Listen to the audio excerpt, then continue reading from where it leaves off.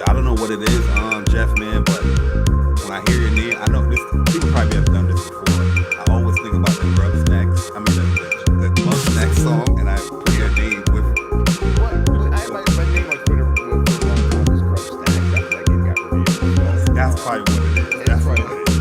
But yeah, no, that's like when I went to go do it on job, they're like, hey, we'll just name it Grubb Snacks. Okay, yeah, sure, you know. So yeah, it's an association now. Yeah, I mean, you just gotta roll the punches. I mean, you gotta come back and Yeah, I mean, yeah, right. You get used to like as a kid, like was my strike. Like Grubb, well, like a what? Okay, I'll deal with that. That's fine. And kids are hard shit. I know back right growing up. Like second grade, you're over it though. It's like it never bothered me ever again after that. So yeah. Yeah, my name is Jabari. People call me Jabari. That was the running thing. And I just went with it. Now my PSN name is Bari Baby. You know what I mean? Yeah, exactly.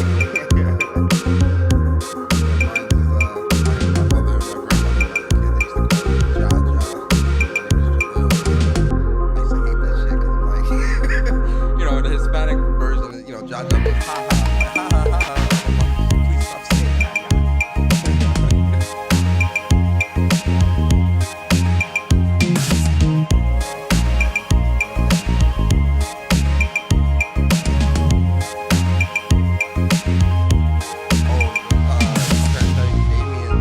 He didn't want the $20 PSN. He said he just wanted the support, so give it to somebody on WUPS.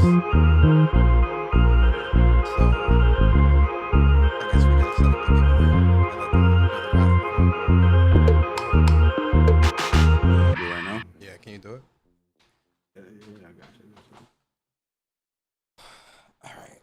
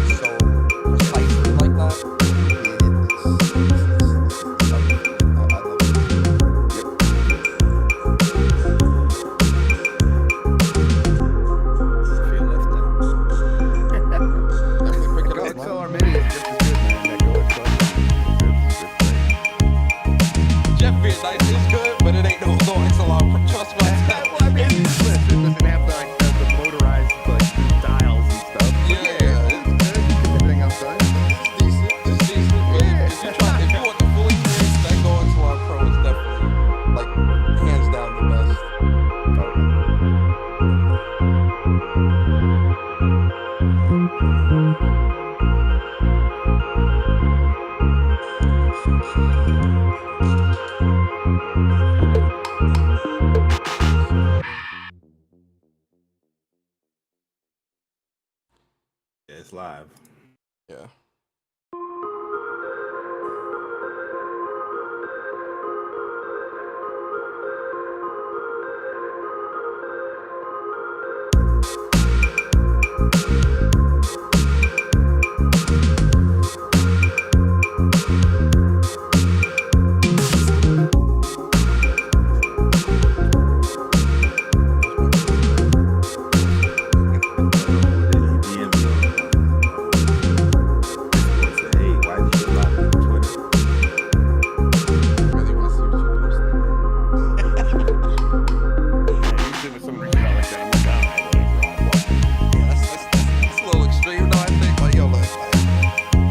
don't know who it is though.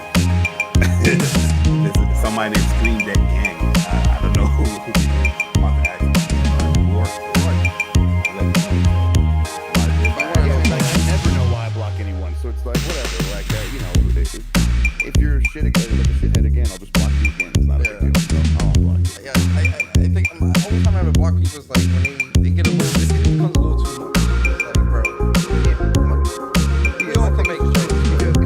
Yeah, I feel like you're purposely sort of doing everything of like the most negative interpretation. If everything I say is, if you try to twist it, and I know what I'm saying, and if you are purposely going to misinterpret it, that's a waste of my time. And my time is actually pretty precious, so anyone who wastes my time can get blocked usually. There's a lot of people who like to disagree, but they don't.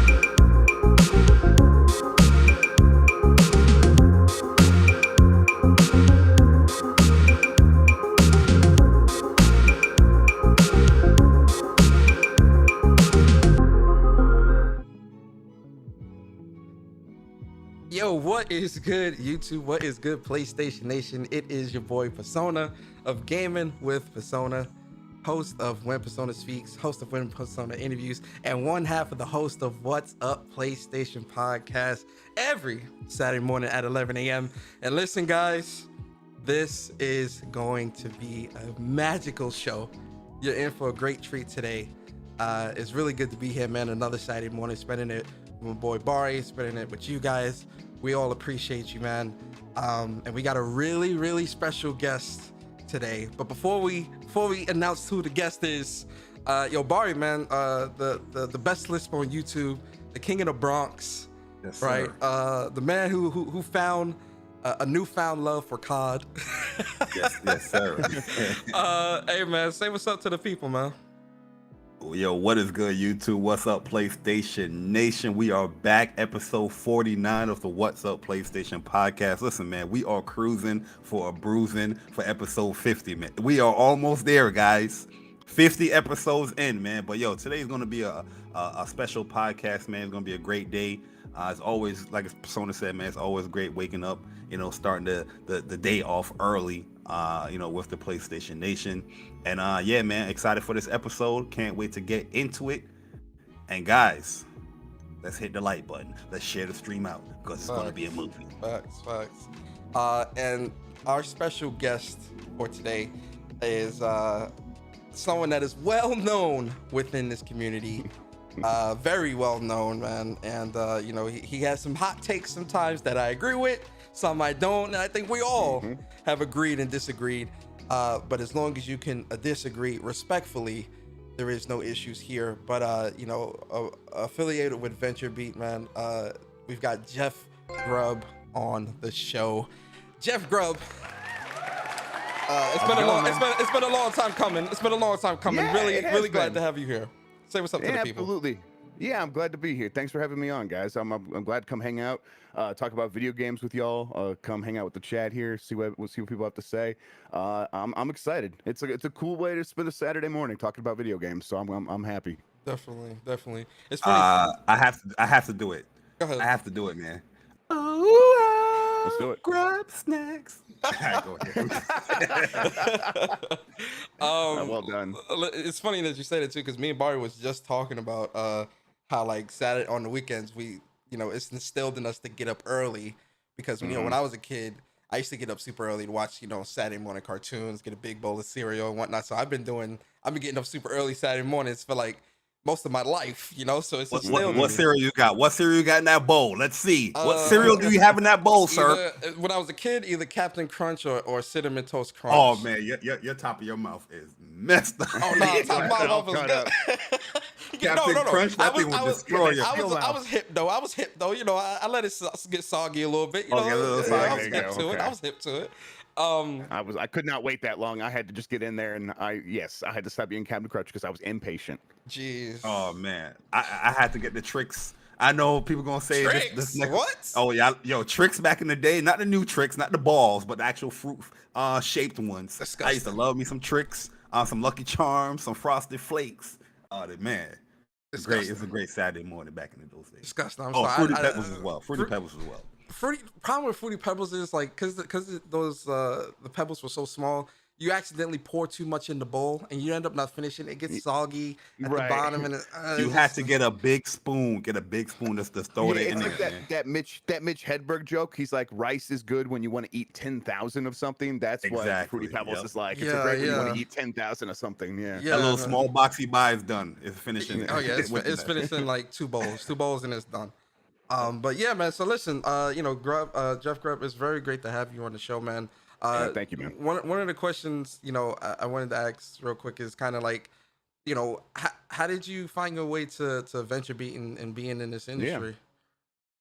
Yeah, I've been thinking about this the last couple of days. I'm on a little bit of vacation, so taking a break and thinking about it. It's like, I wanted to do this job because I didn't want to pay for video games. So like when I was young, I'm like, hey, what could I possibly do to like get cheap video games and have like an excuse to play video games all day during the day? And that's kind of what I pursued that. Hang on, I got a kid yelling at me real quick. Yeah, no worries. Yeah, that's pretty interesting. Yeah, what it was is it's just I looked around also, and I grew up reading video game magazines, and I really wanted to like be in that crew, like EGM. I'd read EGM and I'd be like, man, these people are cool. They put their personality into their writing, and I really want to be a part of that. And so I like wanted to be among them. And what I realized, like, while that was like a good goal to have, you're never actually going to be among the crew that you're like looking up to. You have to make your own clique. You have to make your own thing. That's something I figured out along the way, but it was still like the goal that got me to where I was going. I eventually did end up working with like the editor that I regarded like in really high regards from a young age, Dan Shu, who ran EGM for a long time. I ended up working for him for quite some time, and he was like my mentor. But still, like the where I am right now, I got to by like creating my own crew. But yeah, it was always just looking around, being like, these people are cool. I want that. I want to be like that, and also I want to like have an excuse to play video games as an adult all day. Which that's not how it works. I end up writing all day, but still, that was the goal. Yeah. It's funny. It's funny too because I remember, and Bar, you remember back in the day, when it came to like gaming conventions and things like that, I never really had been to something like that until like the PlayStation 4 generation, when PlayStation was doing PlayStation Experience. So when they first like started that, that was one of my first like gaming convention events that I went to and got to meet like Andrew House and Mark Cerny. When did I meet Mark Cerny and Sean Layden? I met all of those big wigs, Shuhei Yoshida, Scott Rhodes, Sid Shuman. Like I met all of those guys, and like being in that environment with a bunch of different like-minded, gamers and just everyone enjoying gaming. That's what kind of like at that time. This is like maybe 8 years ago, but at that time, I definitely wanted to be a part of the industry. I was like, yeah, this is like really cool, man. I can see myself being a part of this, but it's not easy. Like you really gotta you gotta grind and really put in a lot of work. A lot of that's what it was for dedication me. to it. Yeah, I mean, you gotta work every day. Like that's the thing. Everybody works hard though, so a lot of it is luck. Like I feel like anything that I have like in the last couple of years where people like notice my name when it gets brought up, a lot of that's just I was in the right place at the right time. But I've been working as hard as anybody else, and everybody works hard. So I look around and I try to like remember that. Like you look around, see people doing the grind, and it's I have nothing but respect for that. So because I definitely feel that. You're right. It doesn't come unless you do the work. Yeah. But if you do the work, it's not necessarily going to come unless you get a few lucky breaks, which I absolutely did. Yeah. So We have a super chat. We have a okay. super chat for Cyber Dragon Man with a $20. He said the dynamic duo about to do their thing, and I'm talking Batman and Batman. There's no Robin. Hey, I love that. I love that. Yo. That's good. I love that. Hey, actually, and that's actually factual because Bruce Wayne Batman and Tim Drake Batman. So technically, he is correct.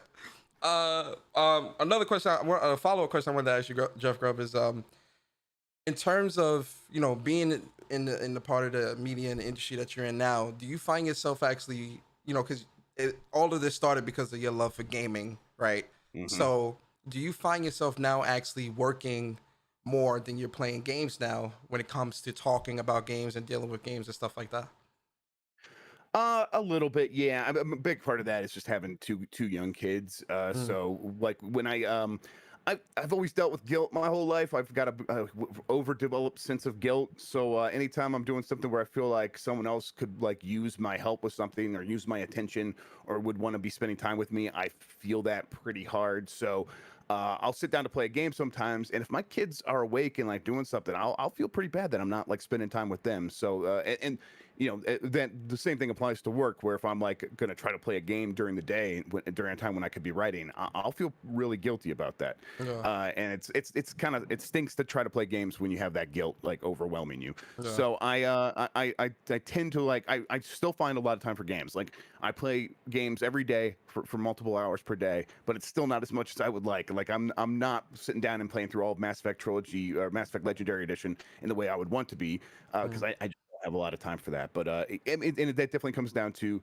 the job is not really about playing video games. The job is about talking about video games, making sure people understand the business, making sure people get, help getting scoops or whatever, building relationships with people who are making games, things like that. And it doesn't leave a lot of time. But when you go to review something, that's when you get a little bit more leeway. But even then, it's still digging into your own time a lot of times, and that's with the family, and so that makes it a little bit more difficult. But so it's like it didn't work out, right? Like where I'm like, I wanted an excuse to play video games all the time. It didn't work out that way, but I'm still really happy with the way it worked out. Like no complaints. This has been it's a great job. I'm super lucky, and I do and I still love playing video games all the time. Like it's the thing I think about the most. Like I like movies, I really do. I like music. Yeah, I all kinds of, I like stand-up comedy, whatever.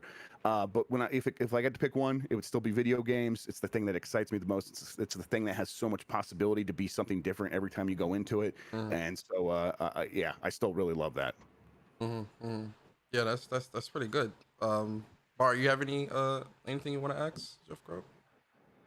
No, I mean we got a podcast, man. Let's get into the show, man. All right, It's cool. gonna be a goodie. We got a lot of great news here, or a lot of interesting stuff, especially the topics. You know what I mean? I scrolled on yonder to the topics, and I was like, because you remember, I'm not. You know what? I'm not even gonna spoil it. Let's get on with it. Let's get into it. Yeah. All right, guys. So you know how we do the show, man. We're gonna start with the games that have released this week, right? So this week, we've got I Am Dead for PS5 and PS4. Whoa! Listen, Yes, Persona, this is a G-rated show, man. Oh no! This ain't no G. This ain't Peggy 8. You understand? This is Peggy 18. It's Peggy 18. You feel me? And then we got Action Arcade Wrestling for the PlayStation 4. We've got Arashi Castle of Sin for the PS4. This game actually looks pretty interesting because I've seen PlayStation advertising this quite a bit. I like the name. I like it. Arashi. We got Black Book for the PS4. We've got Button. That's racist, man. That's racist. But go ahead. Button City for the PS5. Godfall for the PlayStation 4.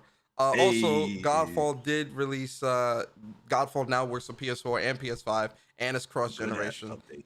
Yeah, they updated a lot. Shout out to Wish Godfall. they would announce that beginning, but you know, it is what it is. Exactly. Yeah, that's what I'm saying. It's like why the semantics, right? Like if the game was always slated to come out on PS4, I'd rather it would have released at launch, so that way the community on both sides would have been cemented, and by now you would have what we have.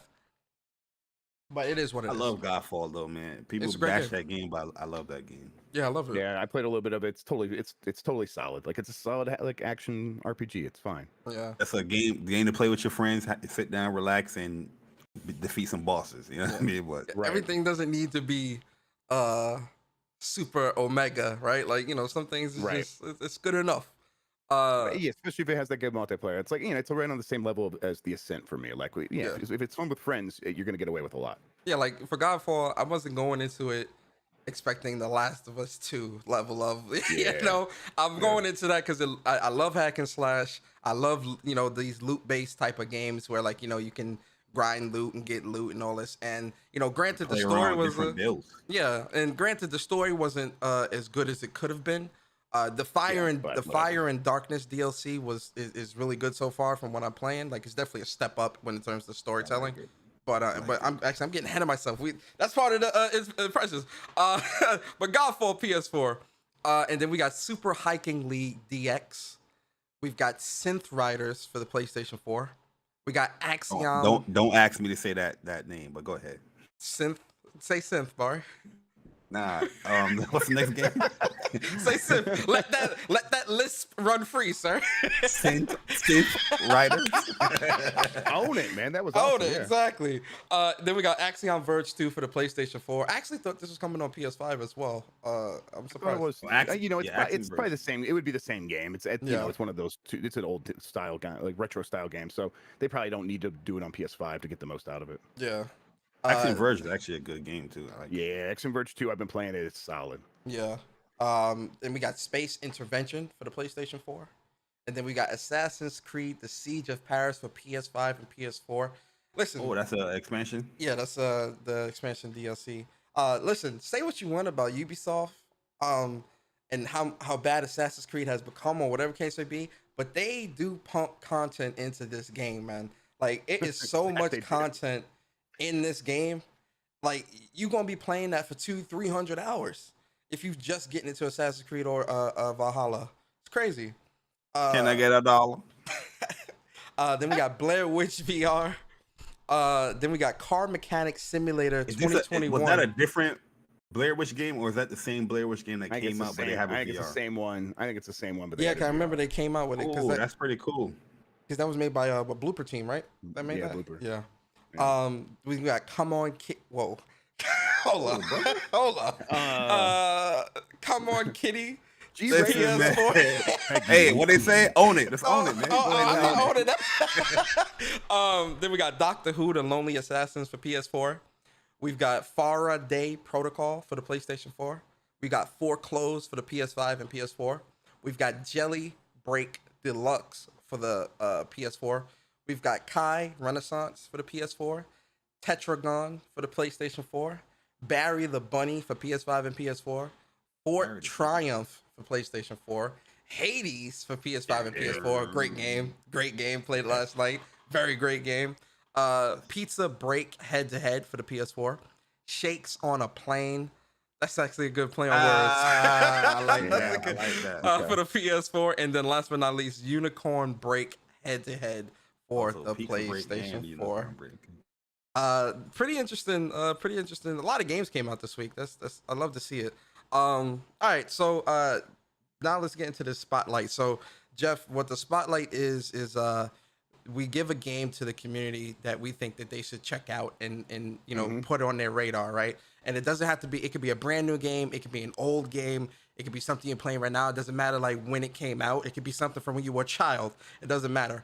It's meant to be a spotlight game that you think the community should check out. So starting with you, what's your spotlight game for this week?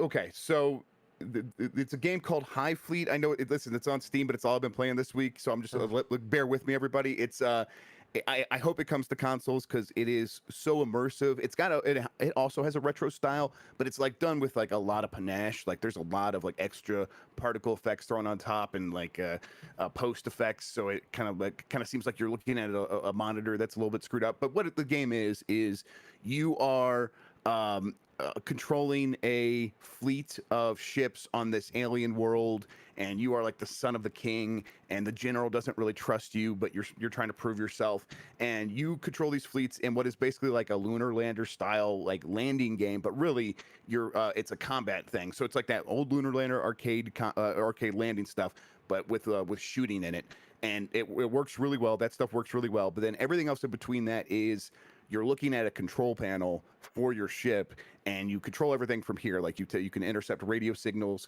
you can plot out on a map where you're supposed to go, and even on this like little like map, it's like this sort of half analog, half digital map. You need to do stuff like get out your compass and get out your ruler and get out your pencil and try to figure out how far you can go on the fuel you have, and see if you can make it to the next town, and try to decide like, okay, well that next town is probably going to be pretty dangerous based on the communication I just intercepted. And so, there's a fleet out there that's going to destroy us if we run into them. So should we try to go to that one, or should we try to go to the one that's a little bit further, stretch our fuel a little bit further, and try to take a chance? And it's just like I said, super immersive. I've been really digging it. I like sat down to play it earlier this week, and I just could not stop. So High Fleet, I think it's going to be it seems like it's going to be a pretty big hit, like at least a sleeper hit on Steam. And I think if it comes to console, it'll really find a huge audience. So yeah, check it out if you get a chance. It's called High Fleet. High Fleet. It's a survival-based game. It's not like a first-person game. It's not like it's almost all happening like on a control panel in front of you, and then once you like get to the towns, you go to a side-scrolling view basically where you are controlling your ship, and you use like I was using a mouse and keyboard, so I was using WASD to control like the angle of my ship and then like how much fuel I was giving it, and then I was using the mouse to decide where I was firing. And so it's like kind of like a dual stick shooter in that situation. Okay. But it's and you need to manage your ships and like add weapons to them and to, like try to fix them up and stuff. And then when you drop into combat, you control them one at a time. So the first ship drops down, you fight off the enemies. Either that ship gets destroyed or you recall it, and then the next ship goes in there. And it's like a really cool, intense combat scenario. But a lot of it comes down to just like this interesting world that looks really cool. That sounds pretty cool, actually. That sounds dope. Yeah, I like it a lot. Bari, man, what's your spotlight for this week? I think I know what it is. First and foremost, I just want to congratulate the PlayStation Nation, man, for all the spotlights we have been putting on this game. We won this month when it came to The World Ends With You. Neo, The World Ends With You. Oh yeah, I'm about to get at you about that. It was voted as the PlayStation month of the game of the month on the PlayStation blog. So that means a lot of people's playing the game, a lot of people's enjoying the game, and a lot of people's liking the game, which I think that game is amazing, by the way. But really and truly, I'm going to highlight Godfall this week, man, because the DLC is actually pretty good, man. I like the Land of Fire, or the new area that they add the fire the fire area. I forgot the name of the shit. It's called Flame Blood. Yeah, I mean that's the name of the No, but that's the name like of the that's the name. Oh no. yeah, no, you're talking about the area. No, they have different worlds. Yeah, yeah, my fault. World. I forgot the name of it too, actually. I think the fireworks is pretty cool.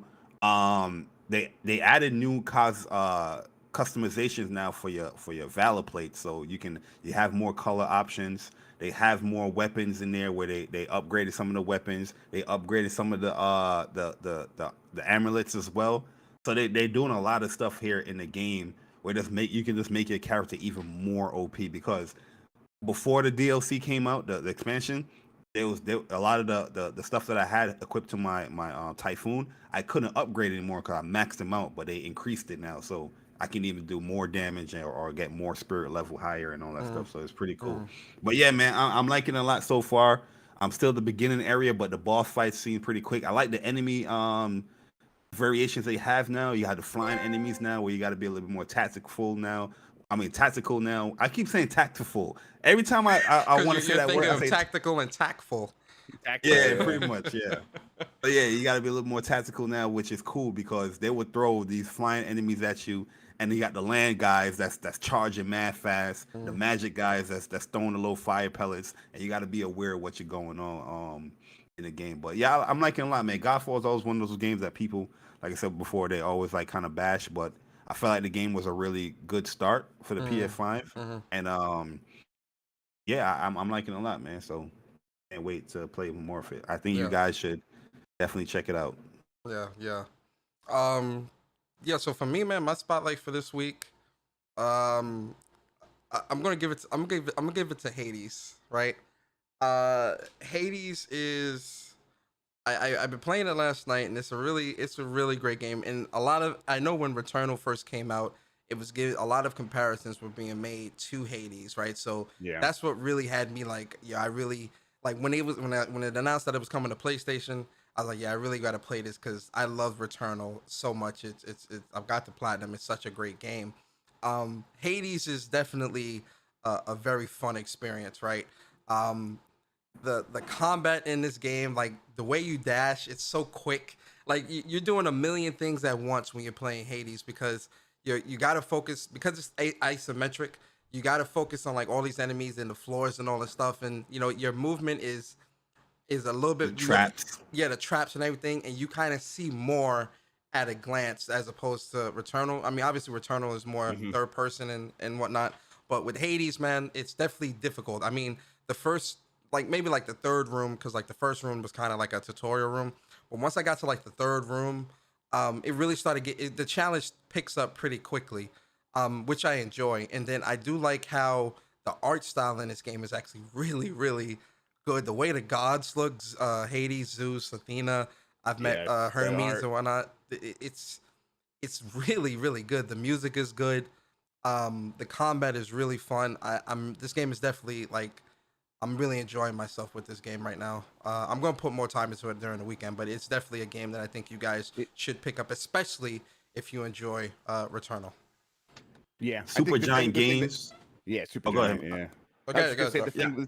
the thing with Hades is like it's what it does great in the roguelite genre is it every run can feel so different. You could be like playing with one weapon and be like, this is my main, I found my thing, this is the best, and then the next time you go to play, a different weapon has like the bonus where you get like more XP for it or whatever. So you're like, oh, I should try that, and then you go and you're like, it's a completely Zagreus will play completely differently.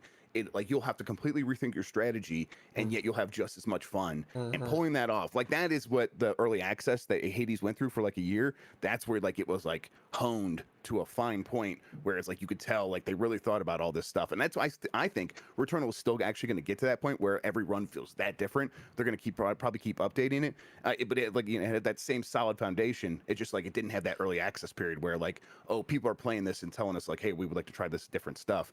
But yeah, so for me, that's where Hades like kind of reached that that top echelon of like, okay, this is just one of the best games I've ever played. So yeah, I love Hades. Yeah, when I was doing my second run, because I died like maybe 4 rooms in the first time, and on my second run, when I went through the weapons room, I had grabbed the bow, and it's crazy because when I grabbed the bow, the way the rooms were set up after the fact, it wasn't set up as melee rooms. They were actually set up as bow rooms, like meaning like you know it's more open. The enemies they'll still charge at you, but the way their patterns are a little bit different. The way you have to play is different. I wasn't really feeling the bow at first. It took some getting used to because you can't just like tap and shoot. You kind of have to hold a little bit and shoot and hold and shoot. Now the volley, the triangle, the special, the volley, that was because I had got Zeus's lightning, so every shot was like arcing to other enemies. It was really crazy. Like I do like the abilities Yes. with this game. It's really fun. So And it does a good job of the one thing I also really like with roguelites is it hides the fact that yes, you're getting better stuff. You are absolutely getting better stuff that enables you to do more damage and survive longer and stuff like that. That's part of how it works as a roguelite. But you feel like you're making that progress. You don't realize you're making like personal progress and just getting so much better at the game. And it's sort of like it hides that behind all these other progressions, and it makes it really feel like, oh, I'll just play another round because maybe I'll unlock something else. And really, you're getting further because you're getting better at it, and that I really appreciate that. It's really well done. I agree 100% with that comment, but I just wish people had that sentiment when Returnal came out. I feel like when Returnal came out, everybody was just like, I don't want to play this. They need to have save modes or easy modes or this or that. Yeah, but I I don't think want that was to. I'm my not getting better. that's a little bit my point though. Is like Returnal is okay at that, but it's not quite as good at Hades as hiding the fact that you need to just get better at it. Or with Hades or with with Returnal, you have to kind of keep playing until you do find the loadout that worked for you. I don't want to make this about like Returnal or anything, but like that's just that's where I thought I saw the difference or whatever. I think Returnal is a very good game, but that's just that was the difference for me. Is like Hades hid the fact that you were like you had to get better, and Returnal made it a little bit more apparent that it's like this is going to come down to your skill. And while I think that's fair, and I like that still personally, I think I like it in both. I notice it in both in the end. It's I think for a lot of people seeing that progression laid out in front of you of like, okay, I'm gonna have to get over this difficulty hump, it's discouraging for some people. So then that's where that was coming from. I think we're Returnal too, and I'm not saying this is definitely not a fault to Returnal, but I think for some people, going back to the whole loadout thing, right? Returnal has so many weapons, right? I think there's like what 15 weapons in the game, Bari, 12, 15 maybe. Yeah, Maybe a little more, maybe a little less, like maybe 12. 12, right? There's so many different guns in the game that do so many different things in terms of the alt fire and all that stuff. And I think those components for some might be something that was like a bit difficult to kind of hone at first because again, you know, every weapon is situational, right? Like this weapon might not be something you might have want. a different alt fire for you. Yeah, like this is not something that you might want. Like my favorite weapon in the game. Shout out to Bari, man. This is like the third time Bari told me about something in the game, and it ended up being God tier. Like, but the Electro Phylon driver is probably the best. No, not probably. It is the best gun in the game, especially if you get the Doombringer alt fire. We're talking like you demolish everything in the game with this gun, but also the Hollow Seeker with the serrated projectiles and the portal beams and all that, like, you know, that's another OP. So I think people getting the different weapons with the right alt fires and the right mods or whatever on the weapons is also something that was a bit of like a learning curve for some because it's so varied. And I think that might have been a part of people's frustrations because, you know, if you get in a pistol, I hated the pistol, but if you get in a pistol with, you know, shitty perks, you know, you're gonna have a hard time because it's not something that you're used to. So I think with Returnal, you're constantly learning all weapons while learning the maps, while learning this, and I think a lot of people that was their biggest frustrations. Back to Hades real quick. One thing that Supergiant Games is unmatched at. Nobody's touching them when it comes to this. Yo, shout out to my man Darren Cobb. I remember he came on the channel. We interviewed him when Pyre was coming out. They are unmatched when it comes to music, man. The music in their games, the music is really it's good. just the narration too. It just flows so well, man. It is too good.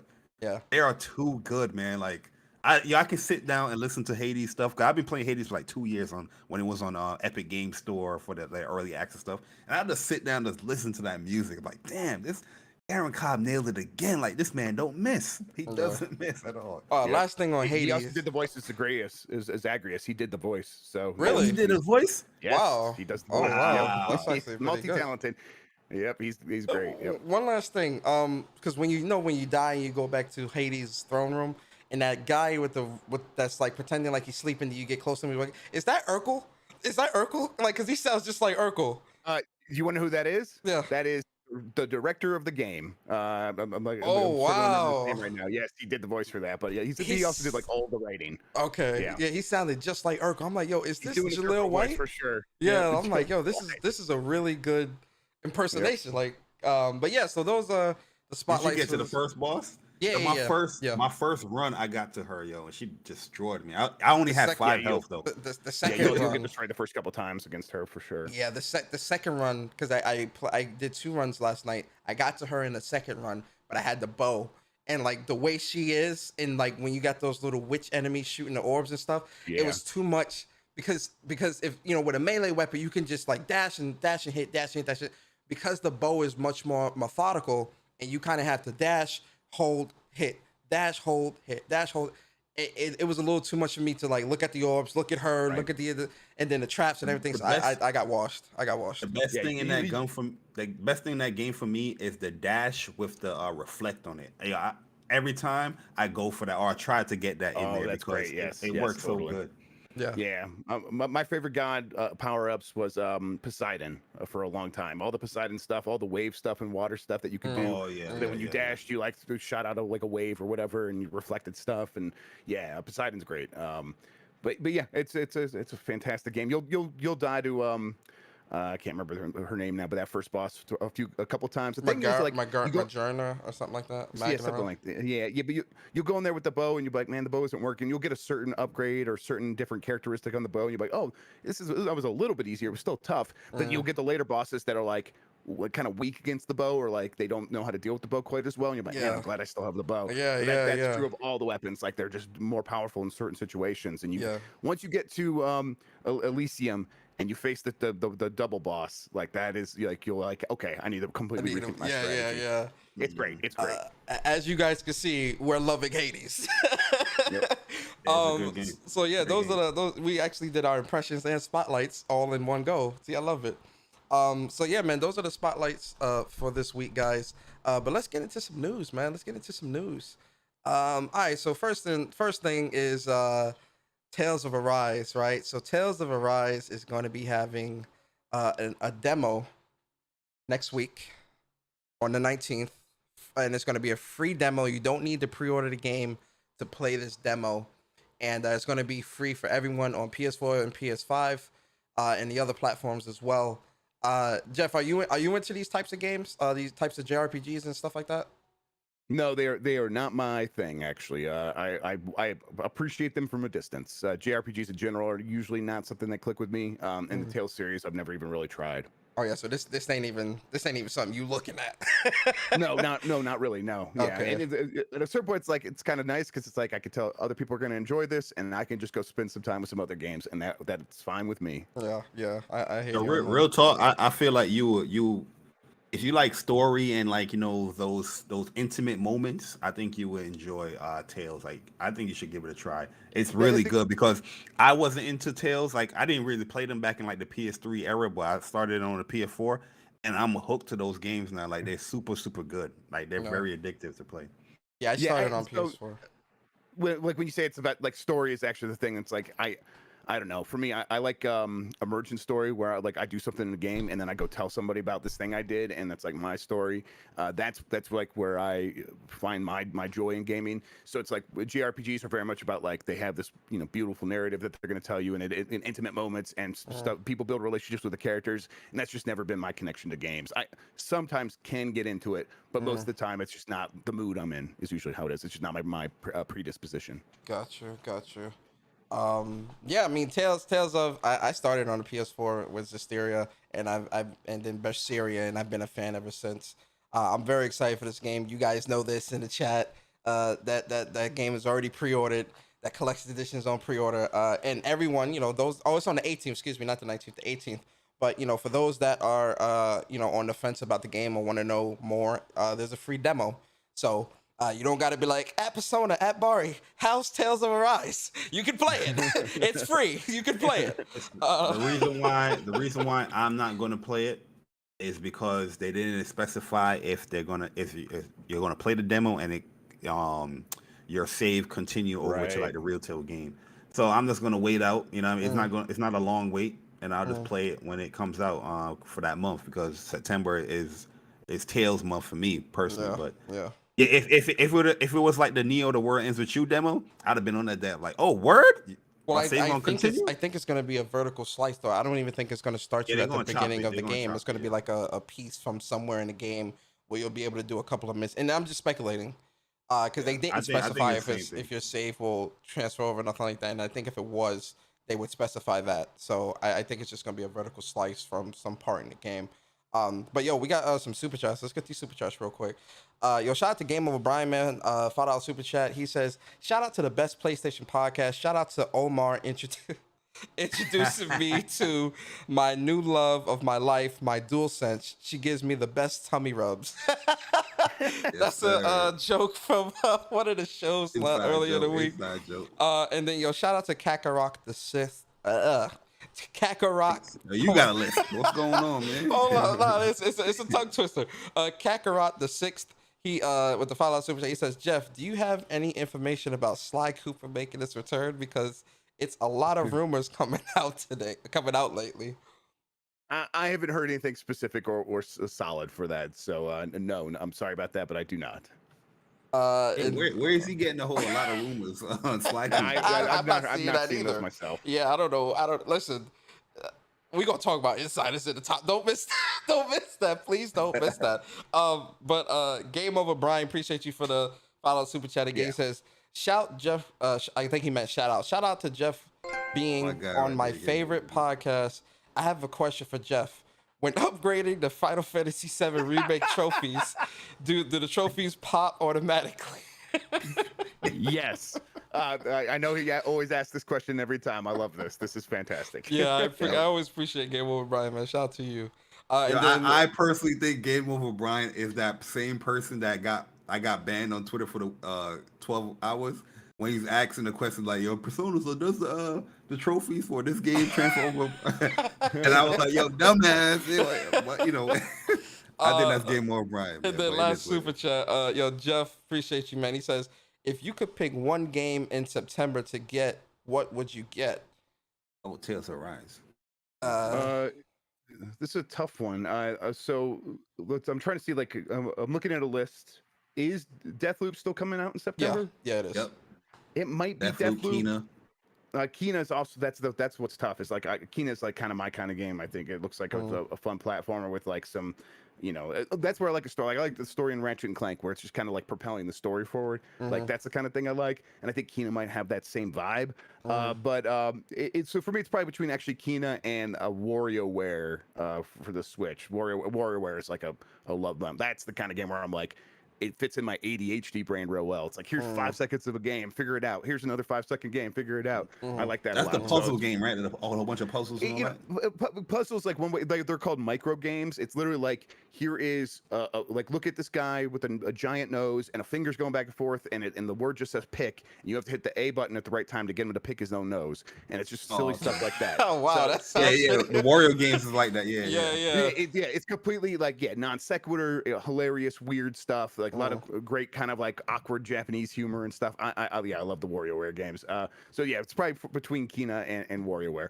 I want to see, like, I know Kena's like coming out like $40. I bet it's still going to be pretty beefy. But yeah, so I'm really looking forward to that one too.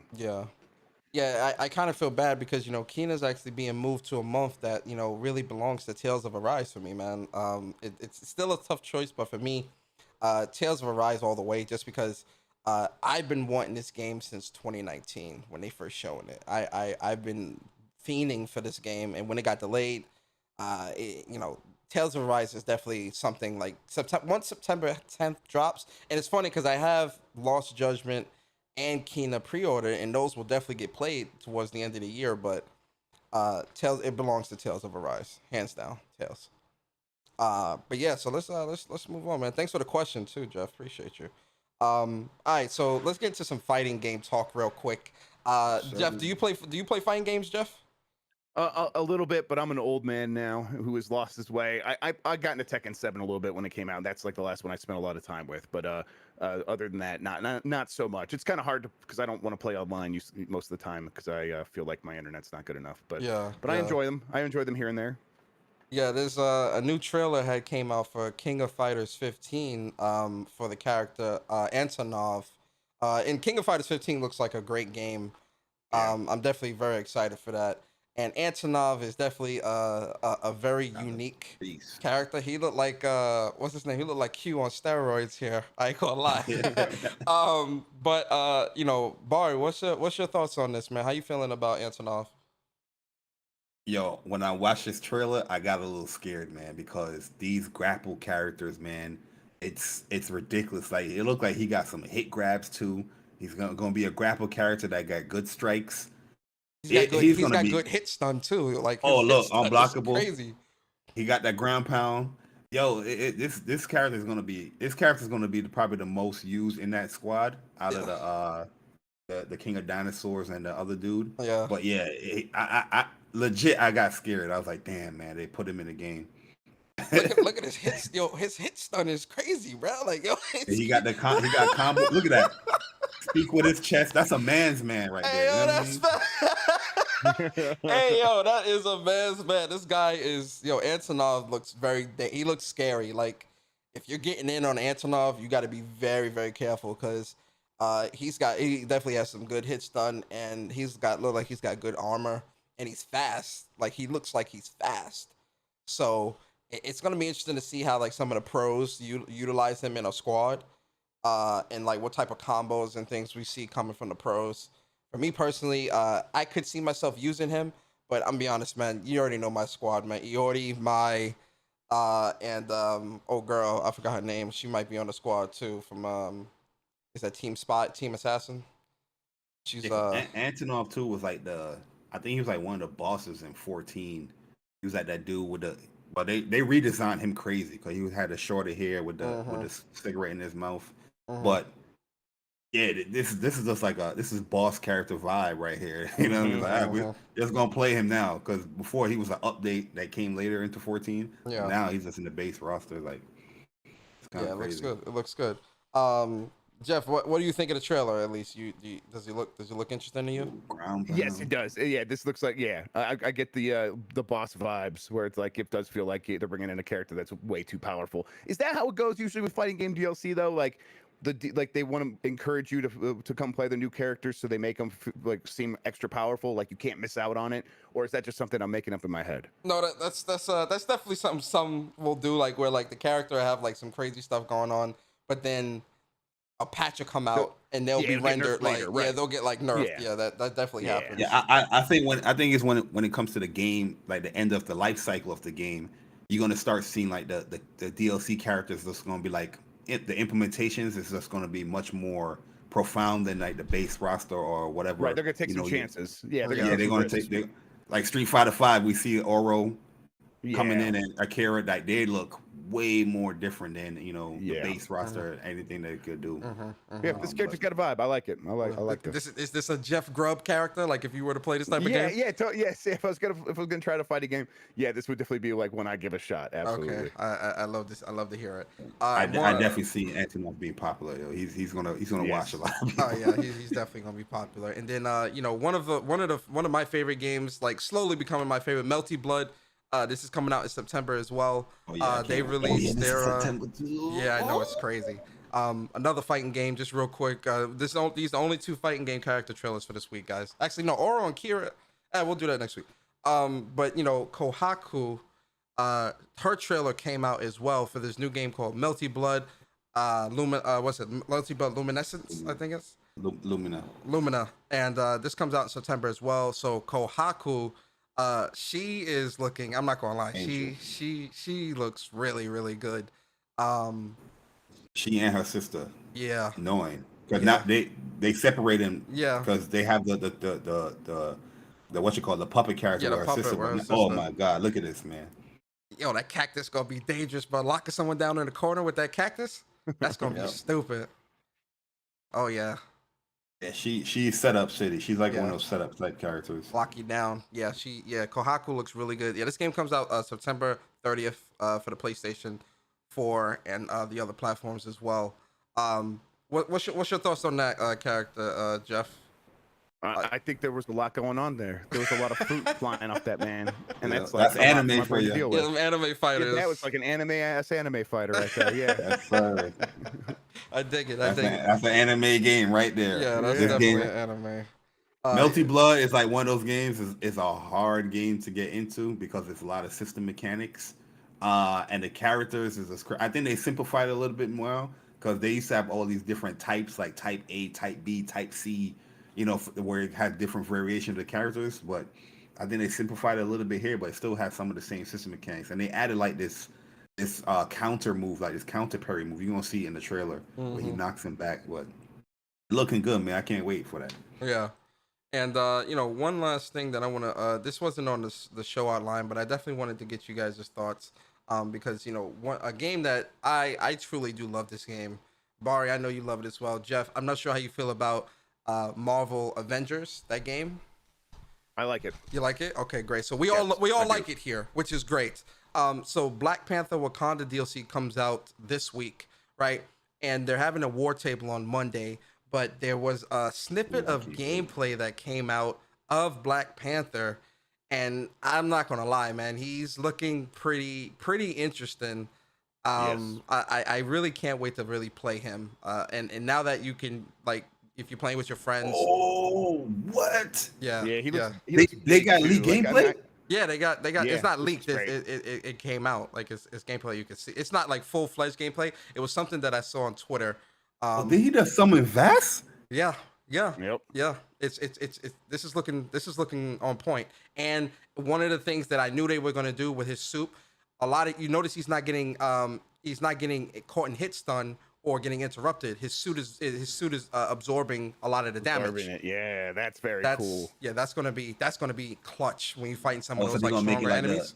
where you Yeah, can dissipate I it. like this game. Just seeing this, I'm like, man, I will go play Marvel's Avengers right this second and Yeah. have a blast. Like this, it's like I get it. I get why people like kind of backlashed a little bit. I think it was a little But overdone. look, The look, I backlash was against gonna this say, game. just was the backlash really justified? Because like, yo, I put about I did, almost like- 180 hours in this game. I platinumed it. I Yeah. really love this game. It's great. It It has some wasn't justified problems. to the extreme that we got it. You're right. Like Yeah. it was not. It's not that. Like it's not that bad. It's not like an Anthem situation. It's just people being like, this game's supposed to it's supposed to succeed. So it's gonna be kind of funny if I'm gonna troll it a little bit and be like, oh, it'd be funny if this thing crashed and burned. And of course, a lot of people did bounce off it. Like we can't deny, like it did lose a lot of its audience. But Mm. I don't know. When I look at it, I'm like, this is kind of what I would. I think Well, the do you think- games the games as a service turn people off. Like, oh, it should Yeah, have a complete absolutely. story. But at the end of the day, the game had a complete story. yes. Yeah, it did. And then it If it went was into the just a complete multiplayer story, aspect. I wonder what it would have been like if it was just the complete story. But people would have been like Game of the Year or something like that. It would Well, have been like in talk for that stuff. Well, let me ask this question then. Do you think that some of the criticisms that this game got was because of how great Spider-Man was, and people were looking at Avengers and thinking that it little was bit, going to be yeah. that caliber?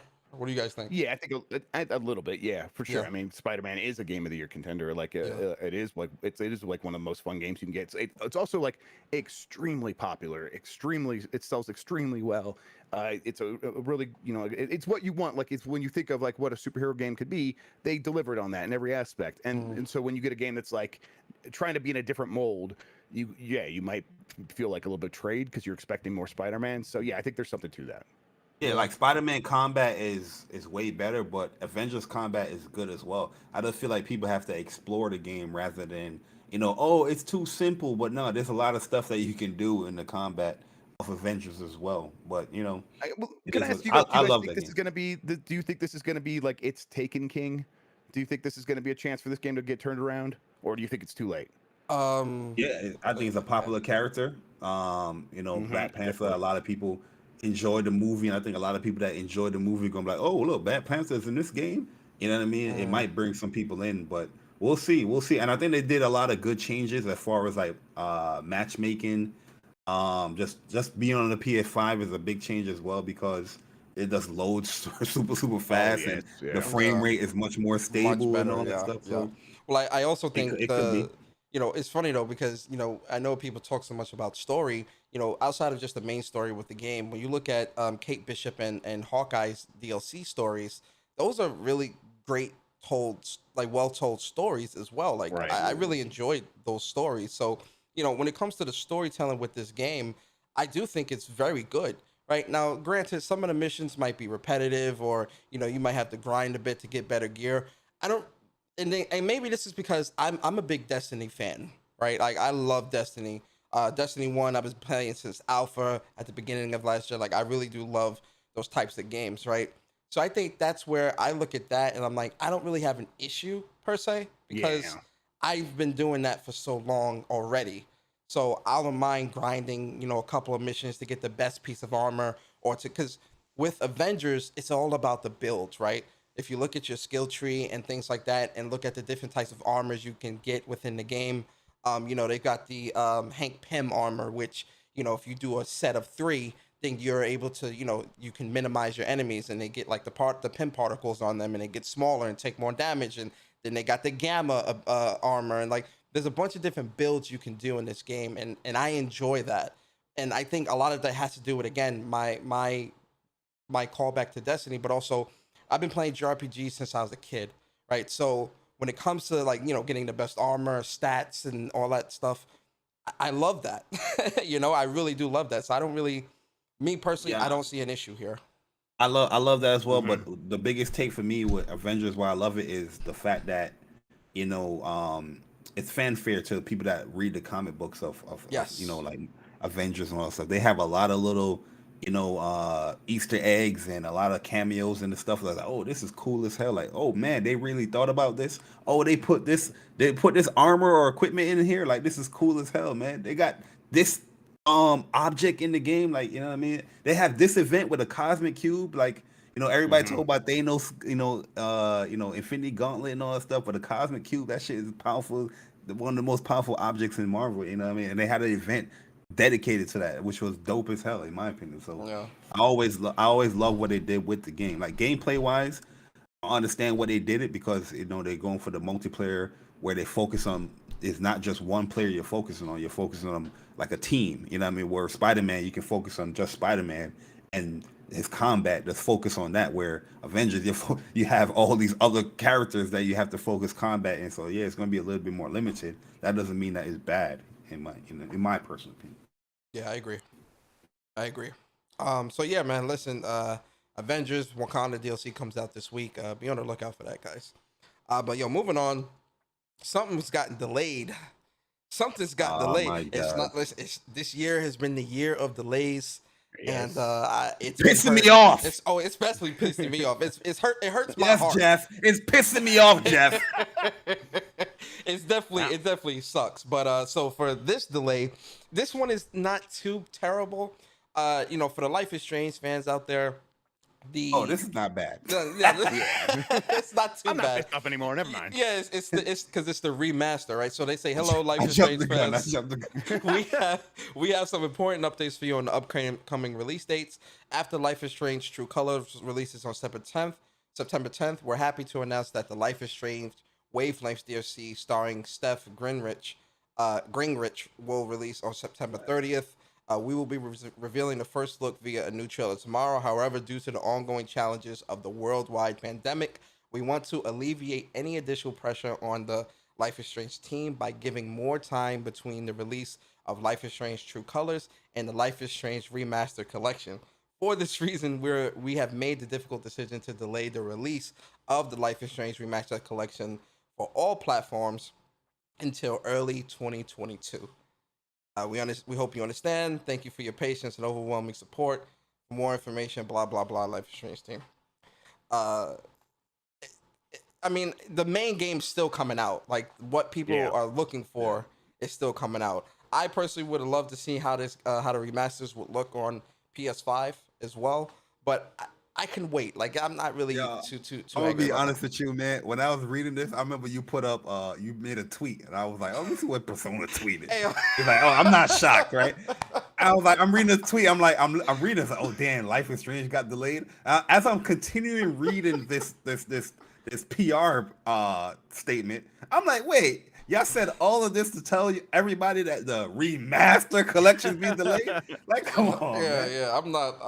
I mean, I jumped the gun a little bit because I saw delay and then I retweeted without reading at first, unfortunately. But I mean, what's your thoughts, Jeff? I'll just say I think the reason like they're making a little bit of a big deal of this is that the Life is Strange True Colors is coming out on Switch as well, and the Nintendo owners haven't had a chance to play the previous Life is Strange games. So I think that audience was like, "Hey, we want to play these first games before we play the new one," and now they're not going to get the chance to do that. So I think they might be just thinking about that audience. I wonder if they're expecting pretty good sales on the Switch for this series. I guess I don't know. It's a lot of goddamn games, man. They're putting out the remastered collection. You have the True Colors, and the DLC comes out later in the month. Yeah, Damn, that's a lot of work. Yeah, that is a lot. That is a they seem lot. busy. Yeah. Yeah, Which I'm is glad good. I'm glad they're going to delay it then if it's going to give them more time to make sure True Colors comes out fine. That was more important. I agree. Yeah, I definitely think that's more important because I played through both Life is Strange, the first two games, so Before the Storm and 1. So I mean, I didn't play 2. No, I think I wasn't really feeling Life is Strange 2. But I am hoping that Life is Strange True Colors kind of goes back. It based off what I've seen, it's going back to its roots almost when it comes to how they did the story with Max. right? So I'm very interested in this, 100%. I'm interested. So, I but better not see a frame skip. You know what I mean? Just don't nod. I better not see a frame skip. What I'm saying. not on Wow. PS5 at least. Maybe on PS4 you'll see some frame issues, but PS5 I don't think so. Yo, we got some super chats though, man. Yeah, go ahead. Shout out to No Cap Podcast for the $10 to support my guys, even though they invite a pure fraud. I guess Sig has a different opinion with you on there. Yeah, Yeah, it's all right. Yo, then we have Basement Radio Arcade Podcast. The fragrance smells great. Let's go. He talking about that PlayStation free. I don't know, Jeff. When you came on this podcast, it just everything smelled better, right? The grass is greener. He's like, "What is that? Smell? It smells good." It's like Febreze. Yes, sir, man. And then we have Brap again with the $2. So shout out to Grubb 2. Arby's for the win. That's a thing on our podcast. We are obsessed with Arby's on our show. So I've never had thanks, Brad. Arby's before. I've never had Arby's. Yo, no cap. I never had Arby's before either. I never had Arby's. So yeah, the roast beef is good. Like the roast beef sandwich is good, but they got everything. They got mozzarella sticks. You can go get a buffalo chicken sandwich. You can get like a club sandwich. The menu is robust, and I say give it a shot, guys. I believe in you. I don't know if they have Arby's. Do they have Arby's? No, they have Arby's in New York. There's one in Queens. Not too far from me actually. But I don't know, like I don't know that type of. I'll try it out one day, but I don't know. I would always see their commercials and their sandwiches just didn't look. It looks kind of off to me. Yeah, I mean, you don't have to do the roast beef. Like they have a lot of different kinds of stuff. So yeah, go there and try it. Like that's one of the things we like about it. It's like I like their commercials. Arby's. I love the meats. Yeah, I love the commercials. Curly fries, at least the curly fries. Curly fries are the slam for sure. Yeah. Want me to get the other super chat? Yeah. Let's get the other two. Yeah. Yeah, we got my man Optimus Code on chain with the $15. He said, curious to hear Jeff Grubb's Hub's take on state of gaming journalism today. Not a shot against him, just interested in his thoughts. Yeah, I think that it has its ups and downs. I get some people are distrustful of it. I think that the thing is, if you have a certain affinity for anything, there are people out there making content for you. So if you want to go to YouTube, or if you want to like create your own community on Discord or Reddit, like that, you have the place you can go to get what you want. And so games journalism is responding to that in certain ways, where like they're looking around and seeing that audiences are getting slimmer and getting slighter. Like we're not sure exactly how to appeal to a wide audience, not even sure if that's possible anymore. IGN's got a good way of doing it right now, where like every single big game reveal they're getting right now, and that works out pretty well for them. But only one website can really pull that off. So other sites are like looking for other ways to to find their niche. And sometimes it goes bad. Sometimes it can be sort of abrasive. I think a lot of people find Kotaku abrasive because of the things that they're trying to build their own voice. But at the end of the day, I do this job and I know what it takes. I know that it's most of the time it's just people trying to write about games in a way that's entertaining and finds an audience. We are a little bit lucky over at GamesBeat under VentureBeat, where we are writing for a specific business audience. We get away with like writing for a little bit of a wider audience, and we could still have our own voice because we also have events in our events where we bring in people from the industry and have them come speak to a certain audience that's not the wider gaming audience.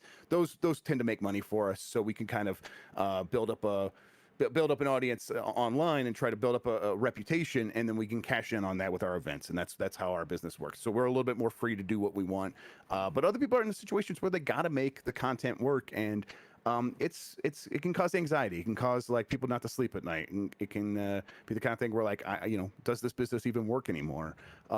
And in a lot of situations, I think they'll find a way out. I think like Polygon's was up and down in the early years, and in recent years they found their audience. They appealed to a certain group of people who it was not catered to before, and they're making it work, and they're like the third largest video gaming website right now. So I think for the most part, I get like the skepticism that people have for gaming journalists. I think a lot of it's unfair. We are just people, but I try not to take it personally. I think that my job is a lot of times criticizing video games, And so if people want to come criticize me, I'm like, I got to remember, like, that's what I do. Why is it any different when people want to criticize me? I think, you know, my face is attached to it, so I can maybe take it a little bit more personally, but I don't think it's fair to be like, don't come criticize me. How dare you? No, definitely come tell me your problems. I'll try to hear them out. And as long as you have a sense of humor about it, and as long as you or a sense of humor in general, and as long as you don't waste my time, I'll try to hear it out in most situations. If I'm like dealing with other stuff, maybe I'll be blocking people a little bit more than usual, but most cases I'll try to hear you out. Yeah, I just don't like the journalists that be like, you know, they hate the console wars and fanboys, but everything that they write or make a video or content about, it's about those fanboys and you know, console wars. Like Yeah, I know what you mean. I feel like it's just like a contradiction to, you know, Twitter. They will boast about, I'm not a fanboy, I play in all consoles. Then you look at their video list, it's like Xbox, you know, this, that, or PlayStation, this, that. This, it's just like, yo. And the thing about this is a big part of that is people let the algorithm dictate what they should be making. Maybe in their heart they know what they're doing is hypocritical, but they look at that algorithm and it says, hey, if you play into this stuff, you'll get a lot more views, you'll get a lot more hits, you'll get a lot more money. And that happens. Let me ask this question then. Do you think that some of the criticism that individual journalists might receive from the community on things that they've written, do you think that journalist should receive that criticism, or should the criticism fall upon the entirety of the site? Because the journalist that's writing represents the site. Would you agree with that, John? Or do you think that the journalist should be receiving that criticism separate from the site? You know, I think, you know, if a site posts something, they definitely have to take some responsibility for it. Someone greenlit it or whatever. So there is something to that. But I think if you want to actually have a conversation about what they're saying, it's pointless to put the blame on the organization. You should be bringing that up with the person who wrote it. I mean, not to get like metaphysical or anything, but websites don't actually exist. They're just a name on a piece of paper somewhere. Yeah. People make everything. No company's ever made a game. Only people make a game. No company's made a website. Only people make websites. So you know, talk to the people who are actually making stuff and actually writing stuff. And if you have an issue with them, I would personally lean towards you criticize the person directly and not necessarily try to make it about like, oh, IGN scored this game, whatever. I know that's not what you were saying, but like, yeah, IGN has never reviewed a game. Only people have ever reviewed a game. So that's how I view it. Okay. Yeah, we got another one from my man. Strictly. We got a couple. Oh, yeah, a couple of them came through. Yeah, go ahead. All right, so what you want me to do? You want me to read this one, then we continue with the news? We'll read that one and then we'll continue on with the news. All right, so we got Strictly Gaming. Shout out to my man Strictly Gaming with a $10. He said, "What's good, fellas? Late, but here for a bit. Dope content. Don't forget to turn your PlayStation 5 off. I mean, since people don't know how to at all." Oh God. Yeah, that's a running joke this week, Jeff. I don't know if you know, man, but people was having issues. Or what? No, not people. I did see that a little bit. I'm on vacation, so I'm not on Twitter quite as much. But I'm vaguely seeing that stuff, and I know what you're referring to. Yeah.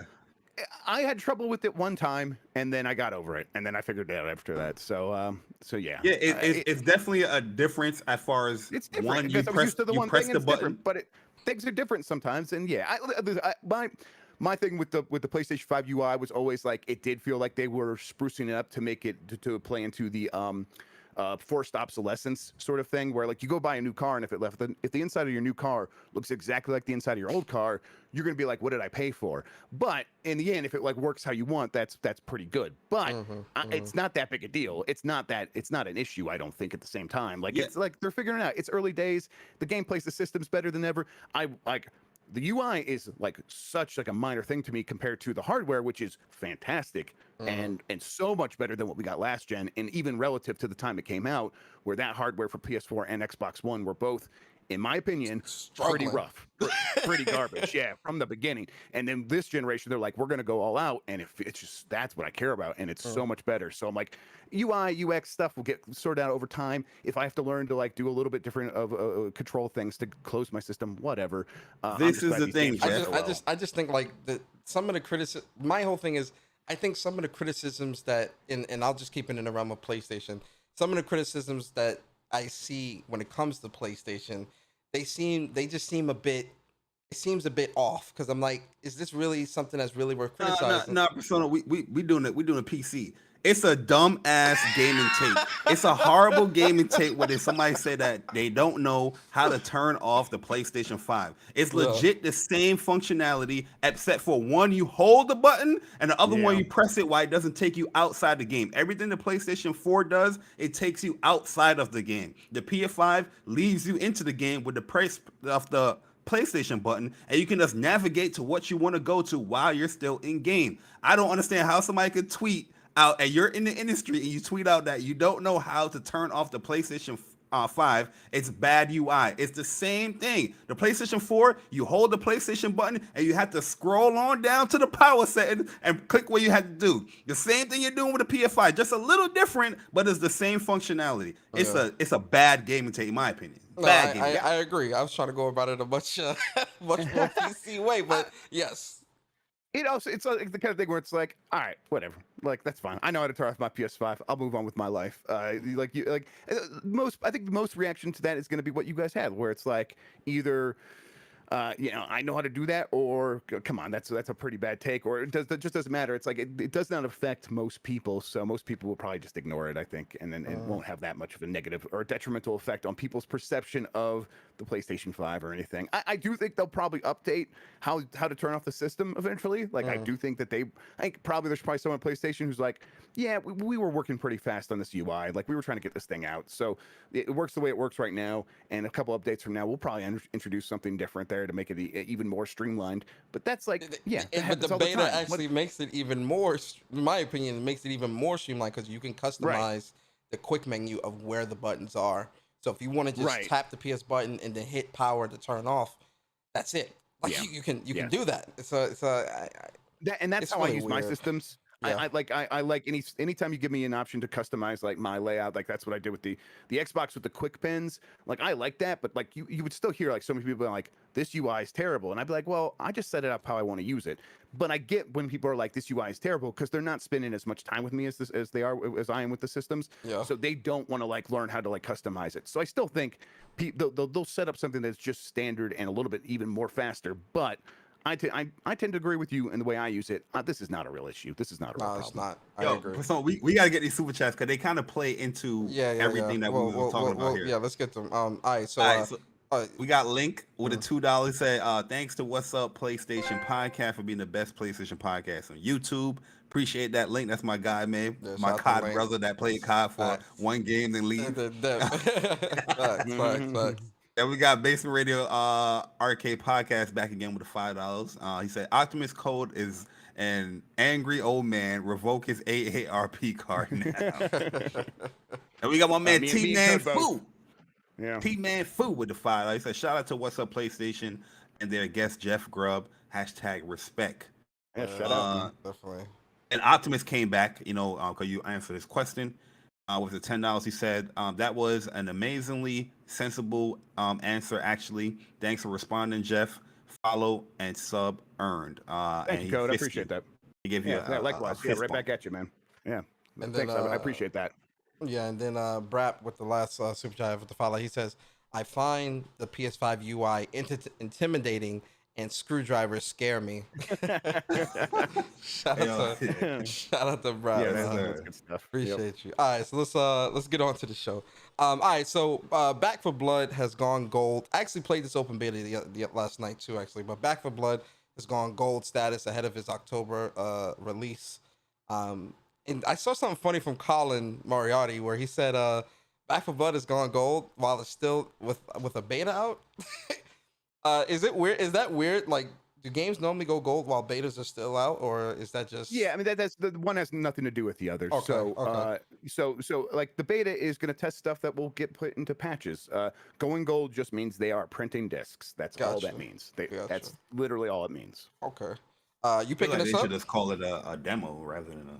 Yeah, pretty much. Well, yeah, but the marketing team has found that calling it beta gets people more excited, or makes people more forgiving. Yeah, you're definitely right that we're mixing up messaging and like we're calling what is essentially a demo a beta, but they are going to use the data from this demo to improve the game later on. So there's still some beta elements to it, whatever. I mean, yeah, this is not stuff I think is worth getting hung up on. Yeah, yeah. Are y'all picking this up? Back for Blood? I'll play it, yeah. Okay. Yeah, I like Left 4 Dead. I'll see if there's a crew who wants to run with me, but I'm interested in see all these games coming out at the same time. This and the I'm not gonna be able to remember the name. The more sci-fi one, Anacrusis. There it is. Anacrusis. Like, there's a bunch of these kind of coming out right now, and I want to see which one's gonna be like the most replayable. I know Anacrusis is making a big deal about how replayable it's gonna be with its AI director or whatever. But you know, I'll at least give Back 4 Blood a run through at least once, and I'll see how it goes. So, Yeah. I downloaded it. I didn't start it yet because I'm not really interested in it. But I'm gonna try the beta out. You know, I'm gonna try it out. I played it. It's just not my. It's just not my cup of tea, man. I just can't rock with it, man. I'm good. I'm gonna stream it. See how it is. But the Halo clone, Splitgate. I'm glad this news came out. So Splitgate is getting a native. The Splitgate devs confirmed that it's getting a native PS5 version, releasing later on, and that's something that they're working on. And I'm so happy about this because the game is cool. But one of the things that kind of got hung up over with me was the fact that it had like the resolution just wasn't right, and I know it was 60 frames, but it was very blurry, and yeah, it looks very muddy. But the fact that they're putting out a PS5 version definitely makes me happy because now we might see a 120 FPS mode, and you know, we'll definitely see much more crisp resolution and whatnot. Have you played Splitgate, Jeff? I played it a little bit on PC years ago when it first came into alpha or you know, an early access on PC. But I'm digging it. I'm really digging seeing its resurgence here and seeing how it's like gaining an audience and really taking off now. I've talked to the developers a few times in the last couple of months, so it's interesting to see how it's going. But yeah, I'm not I haven't touched too much, but I know a lot of people seem to really like it. Yeah, I like it for what it is. It definitely needs some work. When it comes to like certain like mechanics of the game, and it needs an actual grenade and not just an EMP to destroy the portals. For me personally, I think you should be able to choose between wanting to destroy the portals with an EMP grenade or using a regular grenade, a lethal grenade. But you know, when it comes to like the guns and the movement and stuff like that, I actually think that stuff is really good. And I hate to make this comparison, but it's true because the first day I played it, I'm like, yo, is this Halo? This is like a poor man's Halo. Like, and I'm not trying to be rude or anything, but it definitely, this is definitely a poor man's Halo. I'm getting major Halo vibes. The announcer makes it more like Halo, try to be like Halo headshots or yeah, all that stuff. Yeah, like, but yeah, it's definitely cool. They definitely want to be that, like, and it's working for them. Like, but I mean, I wonder how long it's going to work once Halo proper comes out and if that has any effect on it. But I mean, we'll see. Oh, I definitely think Halo's gonna. Once that drops, I definitely think Splitgate's kind of gonna fall to the wayside for a lot of people, personally. Yeah. But all right, it's a cool game though. No, it's a cool game for what it is, 100%. All right, let's move on, man. So listen, man, PlayStation, Sony out here making moves, man. I'm glad that this is getting confirmed now, but Sony completes its acquisition of Crunchyroll from AT&T for $1 billion, not million, guys. $1 billion for the Crunchyroll platform. So now this puts Crunchyroll, Funimation, and Aniplex under the Sony umbrella. Man, oh man, they have gobbled up the anime industry. Yes, they have. Jeff, starting with you, man. Do you watch anime? Are you into that type of stuff? A little bit. I don't watch a lot of TV right now. When I had kids, one of the things that went from the back burner to sort of off the stove of life was television. So even like my wife will choose sometimes to go sit down and watch a show, and I'll try to sit down with her for a little bit. But a lot of times I'm like, okay, I got to get back to work. I'm gonna play some games actually. So I'm mostly giving up TV. But I'll say like this is a smart deal for Sony. That they know their audience, and I think if they combine this in any way with the PlayStation offerings and PlayStation Plus, it's only going to help. Like that audience loves Japanese games. Turns out they also love anime. I think that's just going to turn them into a superpower of that kind of content. So yeah, this is a good move. Yeah, I agree. Bari, what you thinking about this, man? I feel like this was just bound to happen. Once they locked up like Funimation and Aniplex, like these are huge distributors when it comes to anime. and then Crunchyroll was that other piece that needed to be fit there. Mhm. And I just feel like this is a great move for Sony in itself as far as when it comes to gaming. I don't know if they're going to add anything as far as like PS Plus to it because that you already had like Funimation for years. Like you could have added it there, but I guess now everything's complete where they ain't got to worry about any other type of anime being held off. Like you pretty much control all of it now. Yeah. Well, Maybe they might do it. Well, let me ask you guys this question because this kind of ties into the next thing I was going to tie into this because now that they have Crunchyroll, which is a subscription based service for anime, right? There's some rumors been circling around about PlayStation Plus, Yes. so PlayStation Plus having a tiered or more premium version of PS Plus, which would have some Crunchyroll and some other things kind of bundled together for a much more premium price, right? Do you guys think that that's a route that PlayStation should take? How do you think that would be, and would you support that? I think there's going to be like a PlayStation Plus Premium or PlayStation Plus All in One, or PlayStation Plus One is probably what they'll call it, or something like that, where it'll work similar to like how Apple One works, where it's one subscription and you get everything that Sony possibly could offer you. So you get PlayStation Plus, maybe you get PlayStation Now, but you definitely get this anime. They'll find some other stuff to throw in there. Like PlayStation Plus, already a good deal, but they want to improve and like increase what they're getting from people month to month. And that would be a good way to do it. Just to say, hey, here's everything. Like, here's a bunch of Sony Columbia Pictures movies and television shows. They'll find a way to turn all of this into one big thing. And now, I know like people might be like, oh, but when Microsoft did movies and TVs, it's not the same thing. Sony's got the games locked down. Sony's got PlayStation Plus. People feel really great about PlayStation Plus. Adding more stuff on top of stuff that's already fundamentally sound is only a positive. It is not like what Xbox was doing, which was trying to replace games with movies and TV. At least that's what it felt like, and I think that's exactly what they were trying to do. They thought one was going to be more profitable than the other. So it's not the same thing. I think this is a kind of just a positive, and they can really make it work. Yeah. Barry, what you think? I feel like people have issues with like $70 games, but they want a premium, PS Plus. I don't know how that's gonna work, but I feel like they are gonna kind of add a few additions here. Like something like right now you can sign up for PS Plus and I think you get like Apple TV for what 6 months or is that PS Now? I know they have a deal something like PS Plus. It's well no. If you download the Apple TV app on your PlayStation, you'll get 6 months free. Oh yeah, 6 months. I feel like when it comes to like Crunchyroll or Funimation, I know Funimation they had like a 1 month or 3 months, sign up and you get 3 months free or 1 month free. They might have something like that with Crunchyroll as well, like get a month free or 3 months free. And they already got you hooked in with that. Oh, you're 3 months in, stay on for the 4th month, man. But you pay that $10.99. I don't know, but I'm not opposed to them adding it to Plus or whatever service that they have. I think it'll be cool, but I don't know. I think they would have probably did that with Funimation already, in my opinion. But we'll see. We'll see. I think I don't know. For me personally, I think that. I don't see, and listen, this is my opinion. I always got to put that disclaimer out here, but I don't see PlayStation mixing TV with gaming services like that into one for some reason.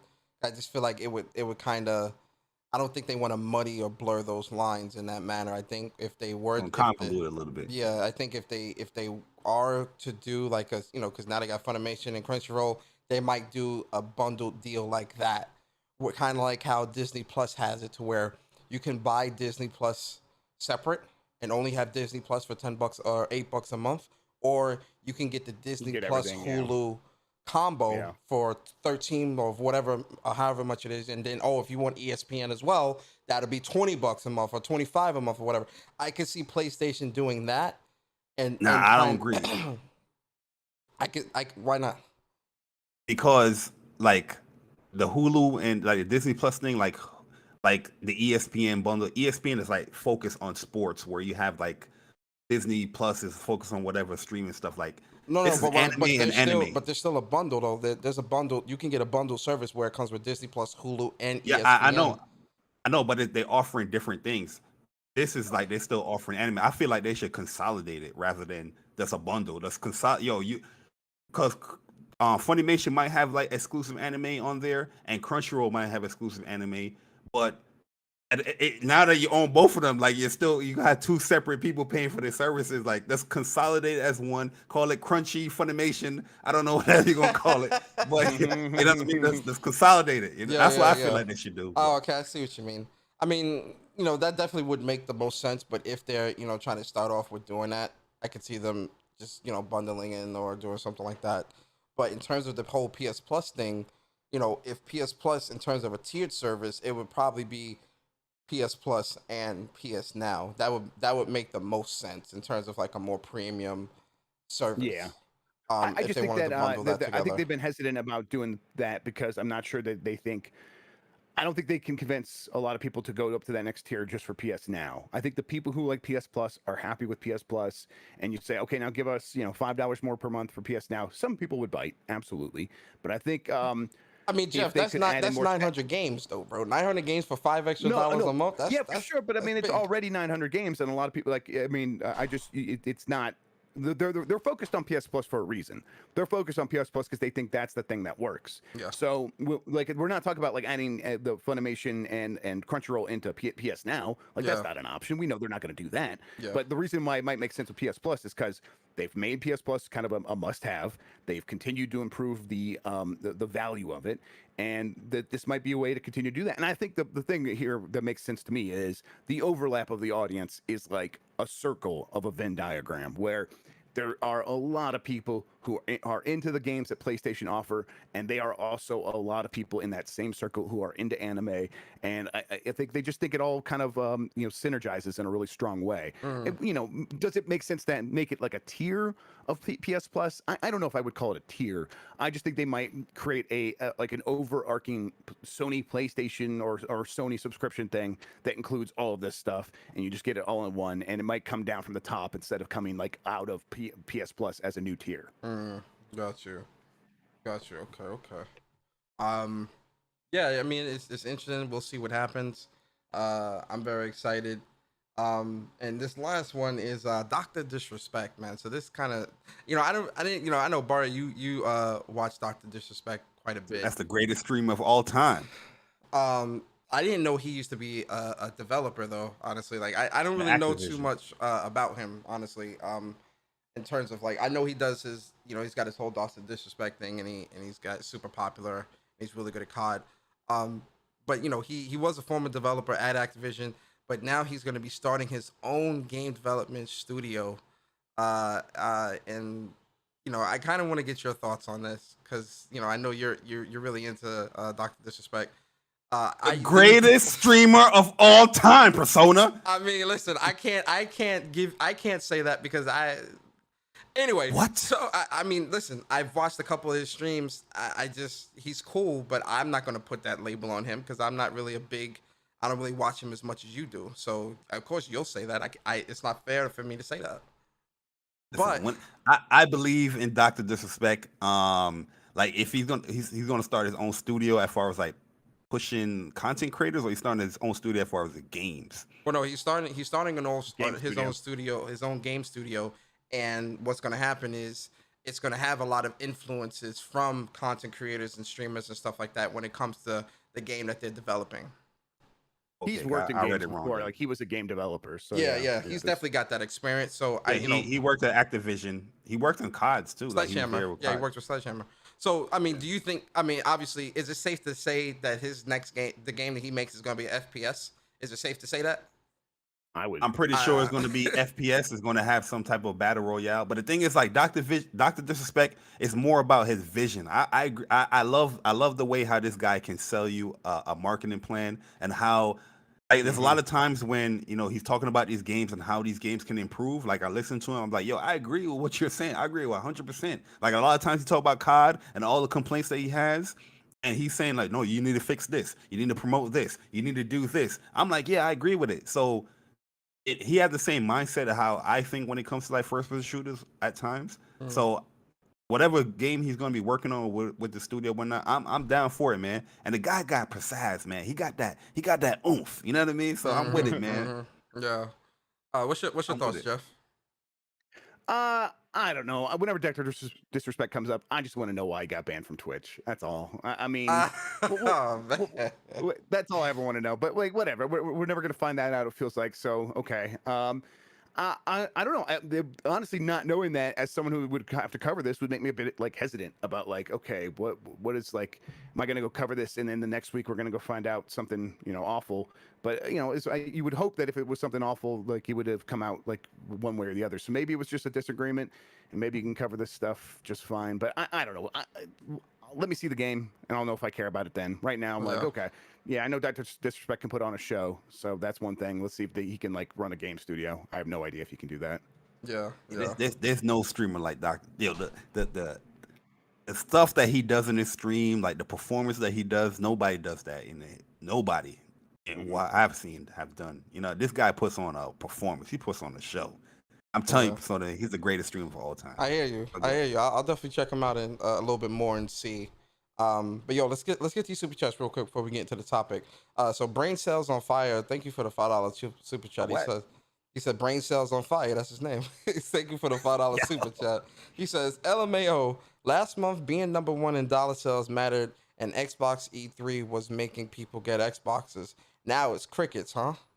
Does that make sense? Look, both these consoles are just selling everything that they put on shelves, right? So it's like Xbox had more last month, and Sony had more this month. That's all that is. Oh, see, Jeff, that's what we say in the PlayStation community. But last month, story about it, like last month, last month the other platforms, it was like it's over for the PS5. It's going down. Yeah, that stuff you could just ignore. Like that's not real. No one knows what they're talking about. They're saying that. All that matters right now is that one system had more in the supply chain. That's all these numbers mean right now. Yeah. And then shout out to Bratman for the $5 super chat. He says, Grubb, has Blimpies taken over your household? My kids can't get enough. Blippi. Yeah, Blippi has taken over. Yes, we got off of Blippi's a YouTube creator focused on kids, and he's just the worst. But my kids love him because he's trash. Kids love trash, is what I always say. And he's the most trash of them all. He used to be before he became Blippi. He had a video of himself on the internet doing was it called the Brooklyn Shake or something like that? And Harlem Shake? Harlem Shake? Thank you. The Harlem Shake. And he was pooping while doing it. He pooped on someone while doing it. And that's what he yes. Oh, and his character was called like Skeezy McSleaze or something like that. And like he was doing this in real life or? Yeah, in real life. Yeah, absolutely. What? I know. That's what I said too. So yeah. And he still seems like a big piece of garbage who doesn't like pay his contributors or whatever or something like that. But oh no. He makes like millions of dollars and doesn't pay anybody. But my kids love him. What can I do? So yes, Blippi is taking over. Yeah, like to talk about the MPDs real quick. PlayStation. I was actually going to it right now. Oh, go ahead. Yeah. To touch on the PlayStation MPDs, right? So shout out to Matt Piscatella. He's always on point. So the US MPD hardware, right? PlayStation led the hardware market in dollar sales for the month of July, while Nintendo Switch once again led in unit sales. So essentially what that means is dollar for dollar, PlayStation made the most money on their console. It's $500 versus $300. Yeah. There's a 200, 300 Switch. There's a 400, 500 PlayStation. So it doesn't have to sell as many to make as much money. And that's going to continue to happen while supply is constrained for sure. Yeah. So, congrats on PlayStation on that. The Switch is a monster, man. Like, it's still the Switch still won the MPDs. The Switch. Yeah, Switch still won. But see, this is what he's saying. That's how it was the last month, right? Where when Xbox won, it was the dollar sales. And I remember I was on Mooch's show and I was saying, I'm congratulating Xbox because, shout out to that. But yeah, I remember that. But Switch still won. Like they are still the winner. So it's like getting in second place it's like getting second place, but wanting the gold trophy. No. You still get a silver because it's still second place. It is like there is a reason, like the MPDs are all done by dollar sales. So like when you see like the game rankings, that's done by dollar sales. So it's not like you know, if Minecraft's in there, it's because it sold twice as many units or whatever as anything else because it's like $30 or something like that. But they still do it by dollar sales, so you see it down the chart. So that's how like the people who care about business count these things, and that's why. But when we're talking about it, I get what you mean. Like in terms of just actual hardware units sold. Like yeah, you're right. Yeah. And then for the top 10 for PlayStation platforms, Call of Duty, man, like man, number one, That's Call season of 5, Duty. man. That's season 5. Call of Duty Cold War, and then number 2, Miles Morales. I'm so happy Miles Morales is still selling because Yes, I'm everyone who so gets a happy. PS5 buys that game. Yeah, Yep, they that's want what that. it is. Yeah, that's what they want. And just have legs forever. MLB The Show, number 3. I love it. Ratchet and Clank Rift Apart, number 4. Minecraft, number 5. Minecraft, number 5, man. I know Minecraft is a huge game, Now, especially on PlayStation. Now, Call of Duty Modern Warfare, is this actually Modern Warfare or Warzone? Do they? No, this is Modern Warfare. Who the fuck is it's buying Modern Warfare? Like, who's buying That's that how it goes shit? every year. Call of Duty always like the game from last year. Always, I mean, that's 2 years ago. Jesus That's Christ, crazy. Yeah, I don't know, man. Actually, that's freaking me out. I don't know. UFC 4. That did have a good ass story though. The Modern Warfare, the campaign was very good. I'm good. Resident Evil Village, number 8. Number 9, Assassin's Creed Valhalla. Can I get $1? And then number 10, Mortal Kombat 11. Mortal Kombat. So I'm Mortal very Kombat happy to 11 's a see. huge game. I'm very happy to see Miles Morales and Ratchet and Clank in here. I'm kind of a little sad that Returnal's not on this top 10. I'm not gonna lie. Why you ain't say MLB The Show, Persona? Because that's not exclusive anymore. I'm talking PlayStation exclusives here, bro. I'm happy to see Miles Morales and Rift Apart here on the top 10 PlayStation Nation out here buying these games. I mean, shout out to MLB as well. A sale or something? Modern Warfare must have had a sale. I think Modern Warfare is a part of the summer sale that's been going on for the past month. That had to be it. You know what it is too? You know what it is because we recently downloaded Cold War now, right? And then it on the title screen, the splash screen, if you go over to the right, you can download or buy Modern Warfare. It has the Modern Warfare option there. Maybe people's like, oh, let me buy this too, or maybe it might be on sale. Yeah, and which I don't get why Modern Warfare it's so trash, man. I'm sorry, it's such a bad game. Speaking of Call of Duty, actually, the leak, damn, it's a lot of news, man. I almost forgot about this. Shout out to one of the supporters on the channel. They had sent me this a couple days ago. Which one is it? Yeah, they DM. It was it was Stardust. Shout out to Stardust, man. So apparently, the leaks for Call of Duty Vanguard, man. So Call of Duty Vanguard, it leaked, right? So this is kind of like a type of bundle that you'll get with the double XP, and you'll get the characters and their specialized weapons, and then this Night Raid Mastercraft weapon, which looks like a Gahur, a single shot. This looks like a single shot, or maybe a sub. Obviously open beta, early access. What's your are you into COD? Do you play COD, anything like that, Jeff? What's your thoughts on this stuff? Yeah, I haven't played COD recently. I used to put 1,000 hours into each and every game at least. I mean, in Modern Warfare, I put in 2,000 hours. I just fell off. Like at a certain point, I'm like, okay, I've played Call of Duty now.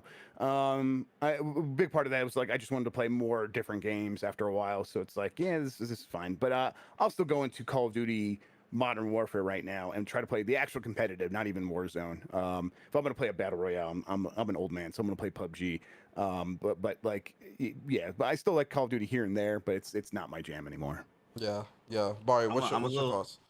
I'm a little highly disappointed. I need you to go to one of the pictures, Persona, because which one? We're going into 2021, late 2021, and this game. I understand the business, right? Oh, the cross gen. It's cross-gen. Like, come on, man. Listen, we got to push forward, man. We got to push forward. I get it. The sales is going to be amazing. And business, I'm talking about as a gamer rather than the business sense. Well, they don't want to lead that money. I mean, yeah, but I'm speaking for like me, Bari, the gamer. I would like to see this just on the PlayStation 5 or the Series X. But shout out to my man Sick, because this guy right here looks just like Sick Humor TV, just with the short hair. And I need Sick to buy. Sick definitely need to go buy this game right here Yo, because fuck. they got him. They got him on the cover of the game, bro. They got him Yo, on the shout out cover to of the Sick. game. I mean, and the way it looks from the article I was reading from Charlie Intel, it's gonna be World War II. We're going back to World War II, I don't mind. That. and I don't mind that either. Because regardless what time period it is, they always somehow manage to add some new age guns into the shit. Like, oh yeah, time jump and all this bullshit. So I definitely wait till like 3 months down the line, 6 months down the line, you're gonna get the gun that you want. you gonna get the what's that? You gonna start getting shit like the EM and the LC and all this bullshit. Like, hey, what? Exactly. But I agree with you with the whole cross bundle thing. I mean, and this is probably just me being very selfish, but um, I understand a lot of people still can't get a play, and I'm being selfish. This is selfish persona. Obviously, they're thinking about money, but I'm just like, yo, listen. I understand a lot of people still can't get next gen consoles, but that's not really my problem. That's not really my problem. You feel me? Like, I want this game to be next gen only because I feel like your problem is you want it on next gen to take advantage of the thing you bought, but that's not Activision's problem, right? Yes. That's your problem. So True. like, everyone's just kind of thinking the same way here, and I tend to agree with you. I think for most games they should just make the leap and not look back, because as we see with Miles Morales, like, I know Miles Morales cross gen, yes, I know. But the reason it keeps selling is because people buy it every time they get a PS5. Everyone gets a PS5 is buying that game pretty much. Mm-hmm. So that shows there's a thirst for these new gen games, and if you hit right, it's going to be just fine. So go ahead and just make it next gen for most games. But Call of Duty, Battlefield, I get it. Those are just way too big. They appeal to way too wide of an audience to not go last gen as well. They're not trying to leave that money behind. But man. at least That money's too good. Battlefield had the balls though. Battlefield is only next gen, right? No, it's cross gen. No, it's cross gen. It's cross gen. Oh, it is. It's cross gen too. Yeah, it's cross gen. There's something Oh, else that got announced that's going to be next gen only. I think I know what you're thinking of, but it's not Battlefield. Oh yeah. Okay. I thought it was Battlefield only next gen, but okay. Let's get some super chats. Yo, King Thrash Game, appreciate you, bro. I believe this question might be for you, Jeff, because he's asking about new information. What's up with that Kojima Microsoft deal? Any new information on that? Also, the 4K Switch Pro.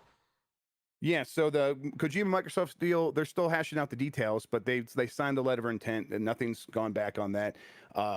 There was like very preliminary talks of them trying to get Kojima on the stage at E3. Everyone else, like, there was some people talk about that. Everyone else at Microsoft and at Kojima's team knew that wasn't going to happen because it was just way too early. So that means that if they were talking about it then, that means we'll probably see it by like the Game Awards. I still think we'll probably see it at the Game Awards. So what type of game are you thinking? This is just me with a follow up. Like, what type of game do you think they would be trying to hash out with Kojima? It is going to be a cloud game. It's going to be what that means exactly. I'm not sure. Does it like look more like Flight Simulator, where like you can go get a disc for Flight Simulator and put it in and it takes advantage of the cloud, or is it something that's only in the cloud? I don't know. But I know that it's Kojima and that he has ideas about taking advantage of cloud computing in some way, and he was gonna do that with some stuff and with some other people. But Microsoft came with the money, and that's what they're gonna try to make it happen. So as far as I'm aware, that's still happening. And then the 4K Switch Pro, I never got direct confirmation of this. I always just speculated about it and why it made sense, and I still think it makes sense. Like, I still like. Nintendo released 6 variations of the 3DS. So this is a company that knows how to make money by selling the same thing to people over and over again. They're going to keep doing that with this. Even though we just got the OLED, they're still going to find a way to sell you the same thing over and over again. They are the masters of that. And the thing is that the chips are lining up to the point where you could, like, NVIDIA is going to say, hey, let's get started on this new process that can, handle like 4K upscaling, obviously with some DLSS, and let's get that stuff in production so that by the time we're ready for next gen, we can shift that, a lot of this production over to the real next gen chip and the real next gen Switch, and that stuff will cost less by then. And DLSS is at a point where NVIDIA wants to get that on consoles in some way so that companies could start working with that stuff. The things just line up, but I always only ever speculated about that. I never had direct confirmation. That was never me. Yeah. Pretty interesting. We'll see what happens. And then Andrew Wilkins, man, appreciate you. $10 super chat. He says, seen many unsold Series S's and Series X's unsold across the nation. Most of the population aren't interested in Xbox. See this at GameStops I travel to in the US. Never see people buying Xbox stuff there. Uh I think he was talking about the MPDs and the sales numbers. I mean, we'll see what happens. And then Game Forte, appreciate you, man, for the 199 super chat. He says, just showing love. Glad to see Grubb on the show. Appreciate you, Forte. Appreciate you, man. Shout out Forte. Yeah. You're a good man. And then those are the super chats. All right, so then let's get into this into the topics, man.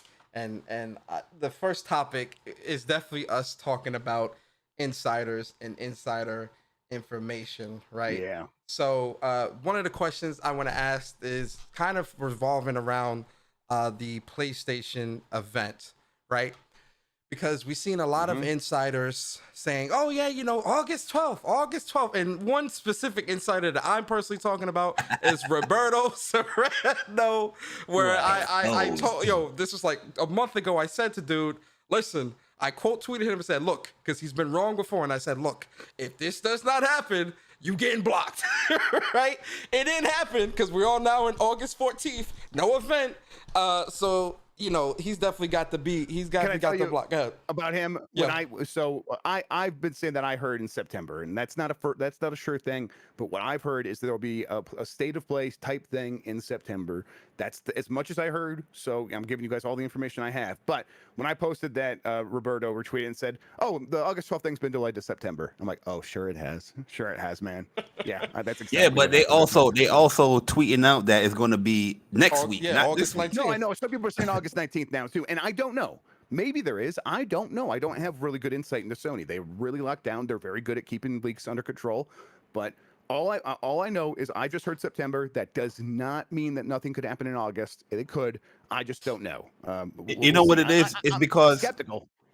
It's because people are taking what PlayStation said in the last State of Play announcement, where they said this showcase will not include updates on the next God of War, Horizon Forbidden West, or the next generation PlayStation VR. Stay tuned throughout the summer, though, so we'll have more updates soon. And then everybody's, after they seen that paragraph, everybody's like, yeah, it's going to be August 12th, August 19th. What? If it's not August 19th, it's the 27th. It's like, to play devil's advocate, summer technically, like if you look at a seasonal calendar, summer technically doesn't end until September 21st. Yeah, exactly. That's the official end of summer. So And theoretically, like that is. Yeah, Sony's been like that, right? Like they're like, oh, that the SSD update's coming in summer. And like summer begins, people are like, where is it?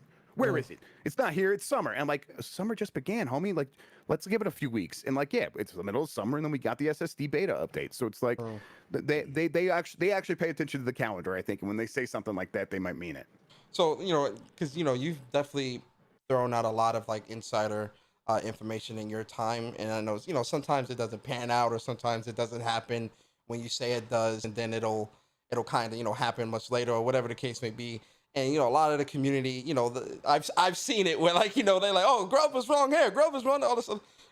I'm guilty. I'm sorry, Jack. I mean, okay. Listen, I'm gonna be honest with you. Respectfully, I'm definitely guilty as well. But I want to ask you, as someone that does get insider information, or tells a lot of stuff when it comes to this stuff. What is up with these people in this industry, in this community, that's putting out just anything and everything every single time and being wrong? Like, what is it about this? Yeah. Like that it just keeps happening? Because a lot of these people, they clearly don't know what they're talking about. It's lies, and there's a lot of misinformation. And this is something I said before, where people can be right. If I told you it's going to rain wherever you live, right? If I told you it's going to rain in your state, country, or wherever within the next 30 to 45 days, and it rains, that's not me having insider information. Yes. That's me getting lucky. Right? So let me talk about this from like a time when I was wrong and got it wrong just because I made mistakes, and that was Elden Ring. So Elden Ring, I had some scattered information on, some scattered details, and I thought I was being clever and put it together in a way that was like, okay, I think I know when this is going to happen, and I put it out there, and it backfired, and it was wrong, and then like when you get it wrong, like well you like. You know, there's like a list of stuff where like I can like try to point people like, oh, I got all this stuff right. No one cares. They just want like you make a mistake once, that's all they notice. And so you're like, okay, well I got to try to fix this. Let me try to find out if I could think of anything else. And then you double down, and then that goes bad as well. And I'm like, okay, well I've learned my lesson now, and I don't do anything like that anymore. And I never should have done it in the first place. That was a mistake. But I think what a lot of times. No, go ahead. Sorry. No, I don't want to cut you off. Go ahead, finish your thought. I was gonna say what happens with a lot of these guys is I think is they get recognized as being an insider once, and it feels good, and they get a lot of followers, and they get a lot of attention, and they're like, well, this is my thing now, and even though I don't have a good line or don't have a good source or I don't have a good tap of information, I'm still gonna try to make it seem like I do, and there's a lot of hunger out there for this stuff. There's a lot of thirst for this stuff. That is how I came to prominence. There's a lot of thirst for these things, and so when I started like getting stuff like the Nintendo Direct right, and and Mass Effect trilogy, which did have its thing where it did get delayed and got moved, and so it looked like I was wrong there. But like I heard internally they delayed it and that stuff. But it's like hard to convey that. People don't care about those details. They just don't want to say, if you say something, you got to get it right.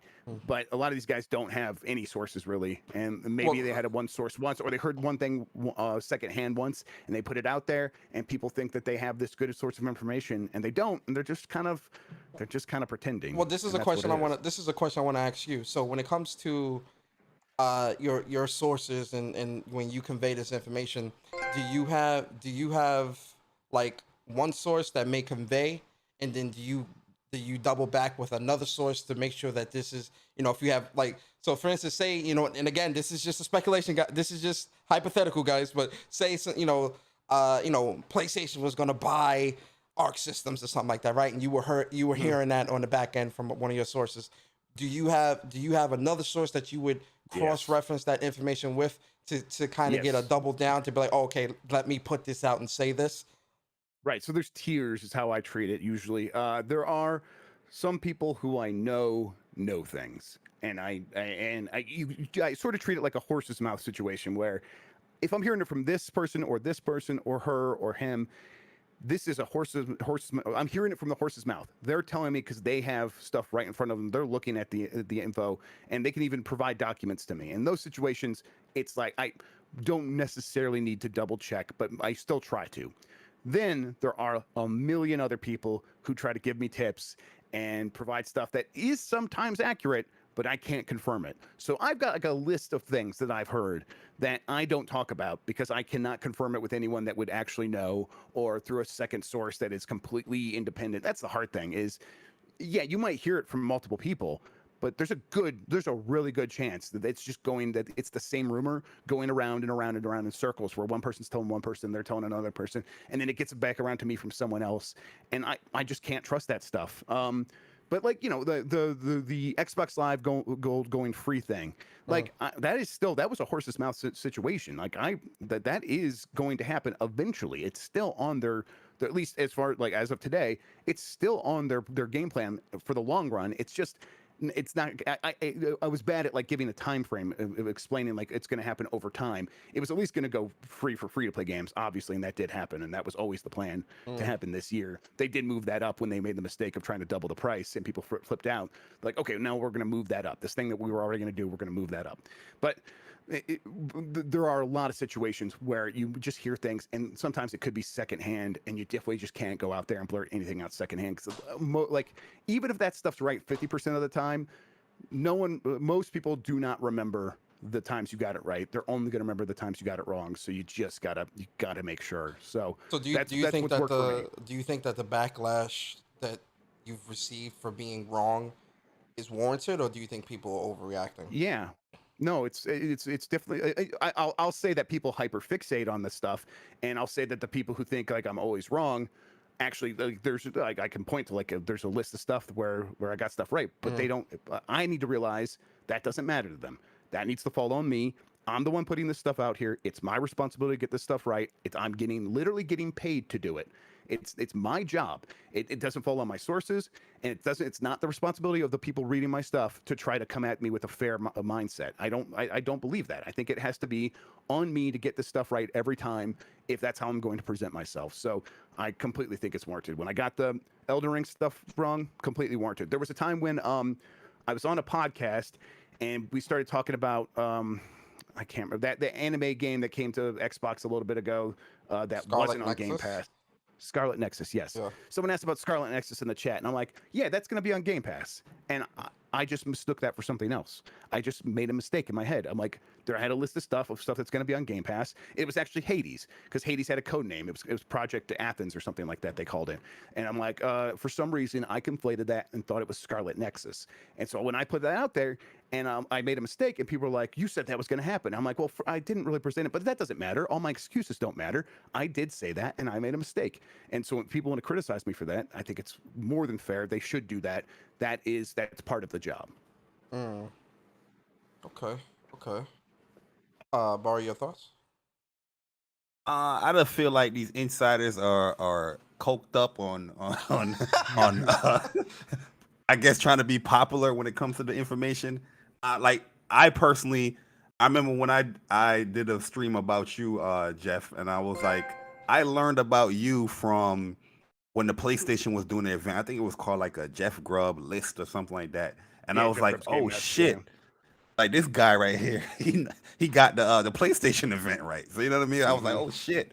But there's times where I definitely seen where you got stuff wrong. But there's also times where I do see you got stuff right. Well, when it comes to you, as far as getting wrong or right, I can always tell that you actually have like sources, right? Regardless if you got it wrong here or sometimes, and you do have it right, you have a source. Where some of these dudes, they're just putting out these cryptic bullshit.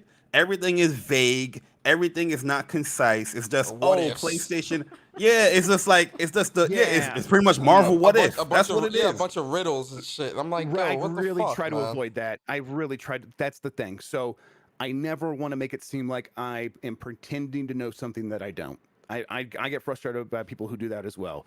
And when people say, Jeff, is this thing happening? And I go, I don't know.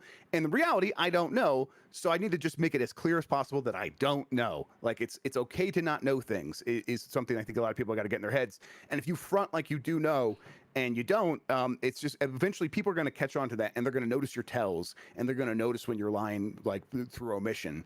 And so I hate that stuff. And so I try to do my best of when I don't know something, I'm just going to make it very clear that I don't know. And even then, people are still like, he knows something. He knows something. And I'm like, no, man, I swear to you, I don't. I really don't this time. Do you think that term take it with a grain of salt is being overused with some of the information? No, the reason why I say this is because take it with a grain of salt is kind of that absolves some of these people of responsibility of putting out really lies and misinformation, in my opinion. And I'm not saying you, that phrase, but I don't think I've ever used a grain of salt. So yeah. Yes, I agree. I agree 100%. And that's what a lot of these people tend to do. They'll put out these outlandish things on Twitter. And my problem, because one of my biggest pet peeves, and this is not just with gaming, but across the board, is misinformation, right? Because it breeds stupidity, and really it can be dangerous and detrimental to, the success of a game, or whatever, dealing with real life or whatever case may be. Misinformation is something that I hate. And so, sometimes when I see some of these insiders and, oh yeah, take it with a grain of salt, but PlayStation is going to be, Grand Theft Auto 6 is going to be exclusive to PlayStation. They paid $750 million. And I'm just like, yo, like, why, man? Like, oh yeah, I remember what, that. you remember that? Remember that? Oh yeah, PlayStation paid, they're gonna be buying Square Enix soon, but all this other stuff. And take it with a grain of salt, though. Take it with a grain. I just think that phrase gets so overused in this community to push misinformation, lies, and really clout chase. And for me personally, I think it's very disgusting because it's like, yo, when you look at what gaming is supposed to be, the community, media, and all these other things, I feel like we've lost our way a little bit when it comes to some of this stuff because of, PlayStation's not putting out information when they should, or when people expect that they should. So that's when Yeah, these people get rumors anxious, start. right? Yeah, That's people what start happens getting here. anxious, and so you start seeing There's people. anxiety happening. Yeah, and the people put that anxiety on me, right? I feel this where it's like, they really want to know that's what's happening with Abandoned. That's all that explains Oh everything my that's happening with God. Abandoned. Oh yeah, we're gonna talk people, about that. people are anxious because they're like, hey, I finished Ratchet and Clank. I want something new. I want like Kojima would be really cool right now. That'd be great. And they see something and their brain makes a connection because they are desperate for that connection. And I'm like, for the most part, I just want to be like, man, just go play the games you have right now. More games are coming. If you enjoy games so much, just go play games and relax. It's going to be okay. But the connections people are making with Abandoned are almost all that it's just you know, people call it copium, and I feel like that's dismissive. I want to be understanding. I understand why people feel anxious. Like, you spent a lot of money on this new hardware.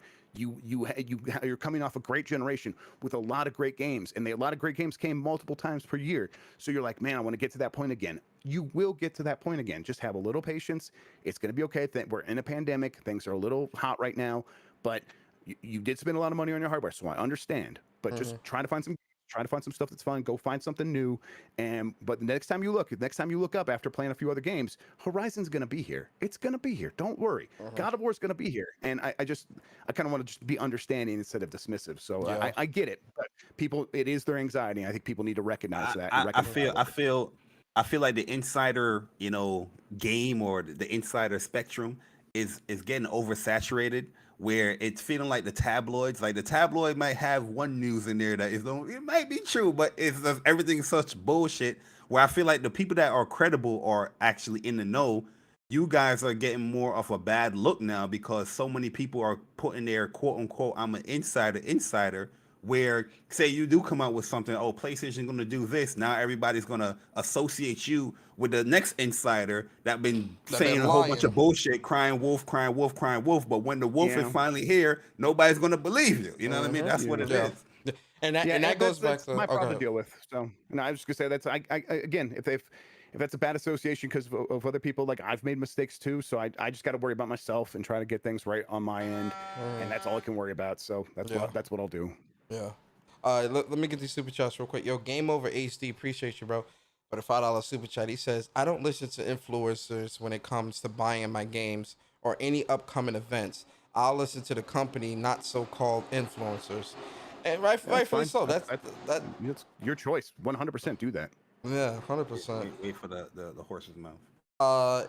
Shout out to King Thrash Gaming with the $5 super chat. He says, is there a code of ethics for gaming journalists? It's a good question. Yeah, you could find it on the bottom of our website, venturebeat.com. You could find our ethics statement right there. I think if you scroll down on every single article we post, I think you should be able to find it. At least it used to be there, but it's definitely still on our website. But yeah, we have a code of ethics that we follow at our website. You know, in general, it's the same as what the general code of ethics is for all journalists: do no harm.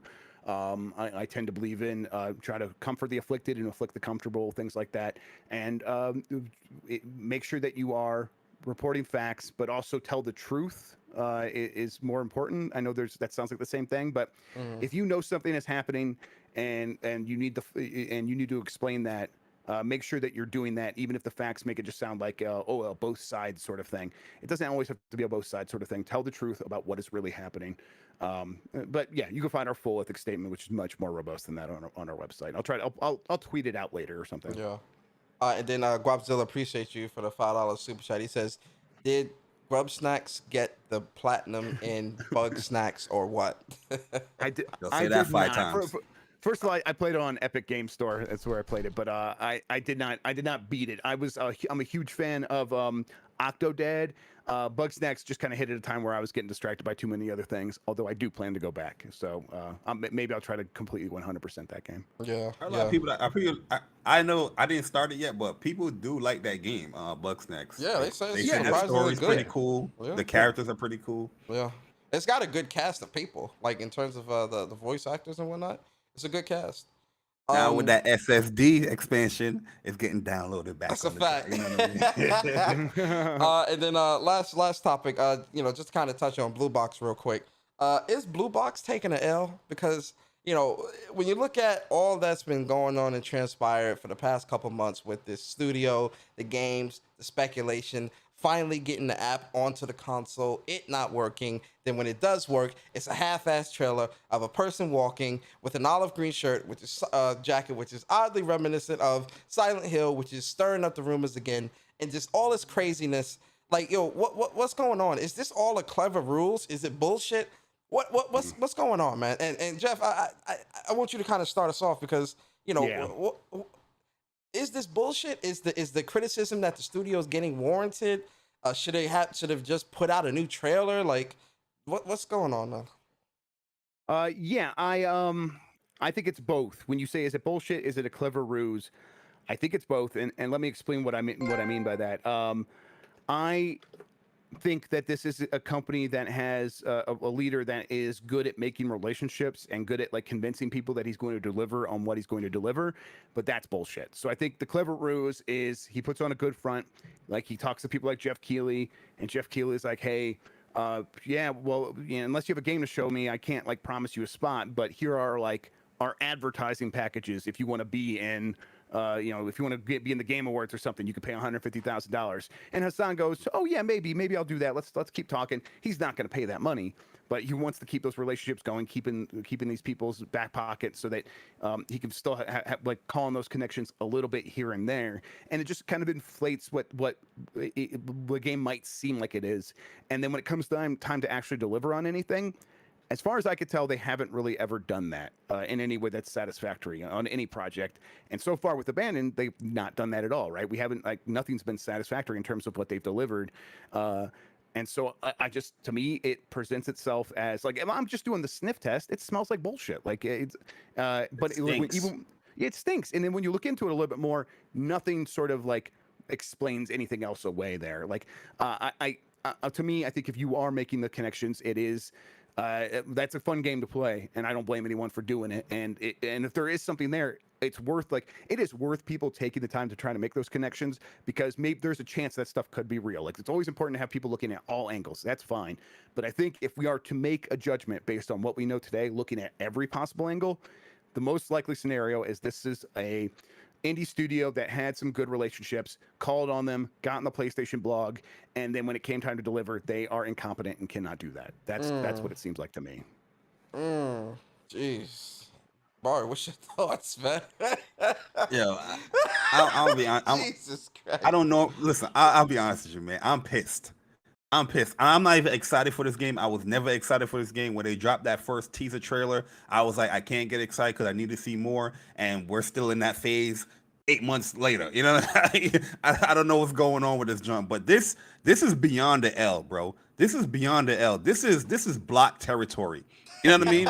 This is block territory. I don't even want to deal with you anymore because I don't want to be associated with thinking about you. Yeah, absolutely. Exactly, because they told everybody, don't be late.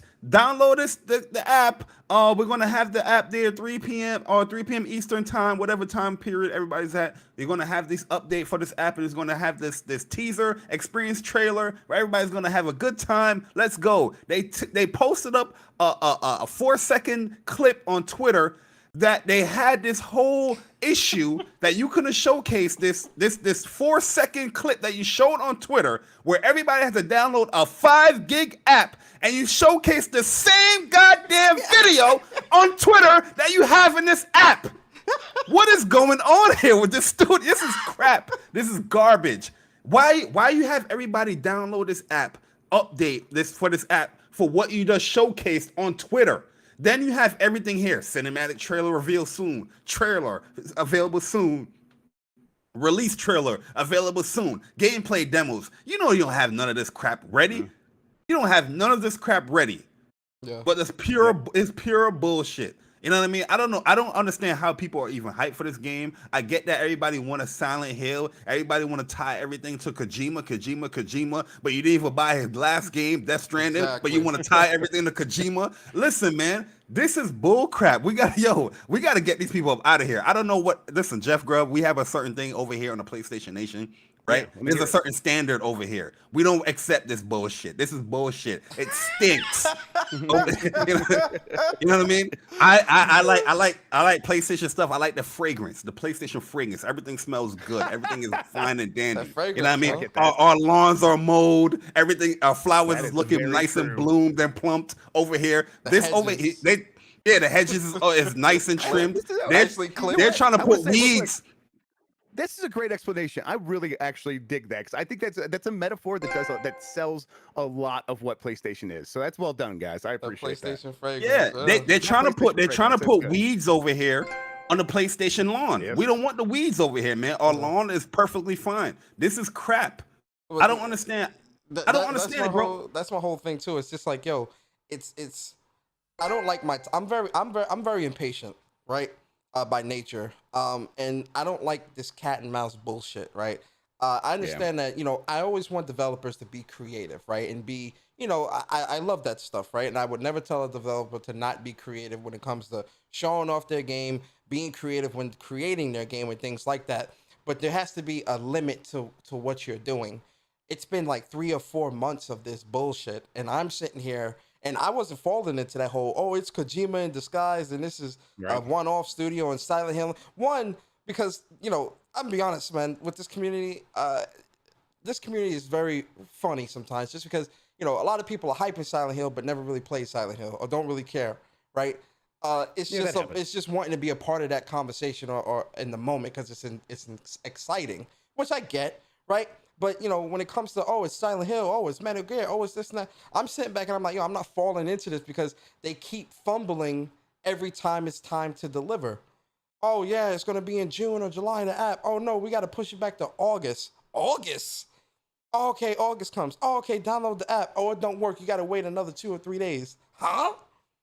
Right? Yep. And then they deleted their tweets. Talking about the issues they were having with the app. And then some of the developers, like, not on Twitter no more or whatever. I'm like, yo, listen, I don't know what's going on here. I don't like that, PlayStation's kind of, sort of, a little bit associated with this, because we know how the community can get with that, just like people are. Sony, they set you up. They set you up, man. That's what I'm saying. That's why I'm pissed off. Just like they had shoot some with an eyeball. Just like they're associating. That's what I think. I think Hassan is like someone who is good at convincing people he's going to deliver. Oh, he's a troll. Yeah, but this is a whole troll. Yeah, I mean, it could be a troll, but I just think it's someone who's like kind of a little bit of con artist. I think is a bit strong, because like, what is he really? He is conning PlayStation out of their time and attention, and that stuff's worth money. So maybe he's conning Sony a little bit, but I still think that's a strong term.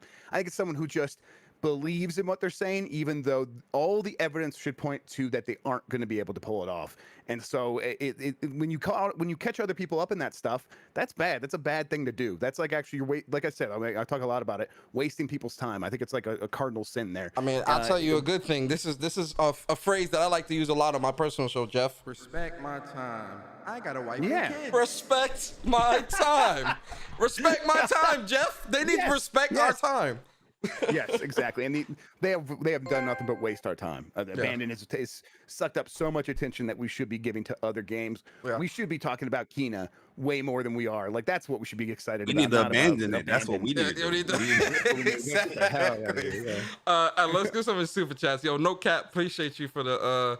I think you answered this in the chat too, Jeff. He says VentureBeat made an article last month for MPD wins. Why didn't they do it this month? And I think you answered that you were on vacation. I'm on vacation. Like, the reality is just I write those every month. If you look back at the history of VentureBeat and MPD coverage, if you like search like June 2020 MPD on Google, usually my article comes up. That was by design. I've worked on these for a really long time.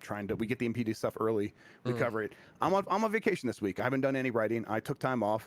And so when Mike Minotti stepped in, he has to do all his responsibilities and mine now. And so he wrote the main MPD story, and he didn't write any of the secondary stuff like that I would normally do. I have like a system set up where I would do it, and I absolutely would have wrote a story this month that said PlayStation came out on top of Xbox in terms of dollar sales. Like, that would have been, because those stories do good. Like, those stories do well. Like, I wouldn't. I'm gonna fucking write that story because I'm gonna get traffic. Like, we don't get paid by traffic, we don't, but it still feels nice to get attention. And so I would have wrote that story knowing full well it would have done well, and it would have been nothing but facts, so it would have been good. As Like, you- as but you should. I'm on vacation, Yeah. so I didn't. Yeah, You gotta put a little hot sauce in that article too. Whenever you come Yeah. back from vacation, you know what I mean. Yeah, The there we go. PlayStation Make 5 it dominated. spicy. Yo, I yeah, will you gotta talk use about those that, I think, when I buzzwords in the title, like PlayStation Yeah. creamed the Dominated, competition. all caps. Yeah, crushed, caps. creamed. Yeah, Crushed the exactly. With an exclamation point.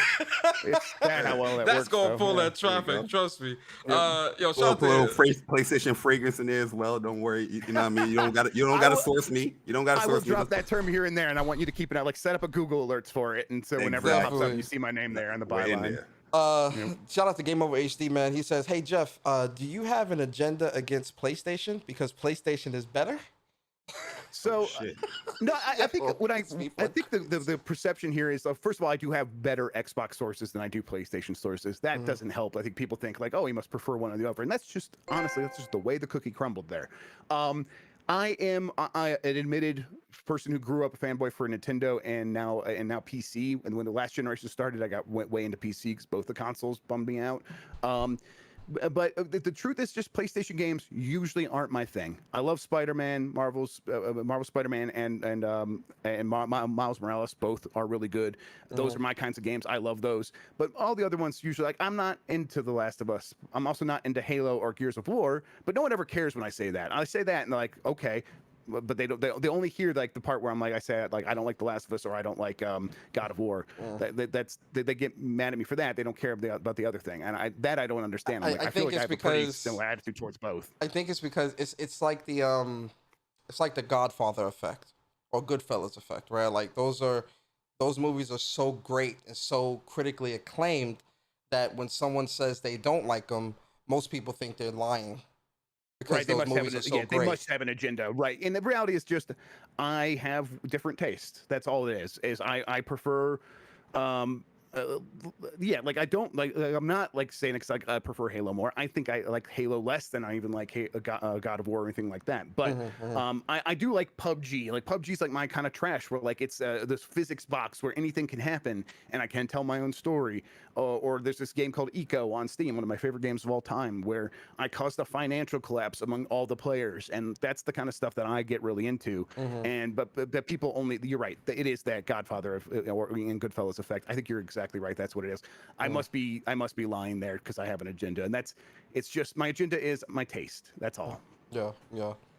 Yo, shout out to Champion Wave. He says, I waited for the $2 super chat. He says, I waited 3 days for a clip I seen on Tuesday. He talk about Blue Box. Yo, that's what I'm bro, that's what I'm saying, bro.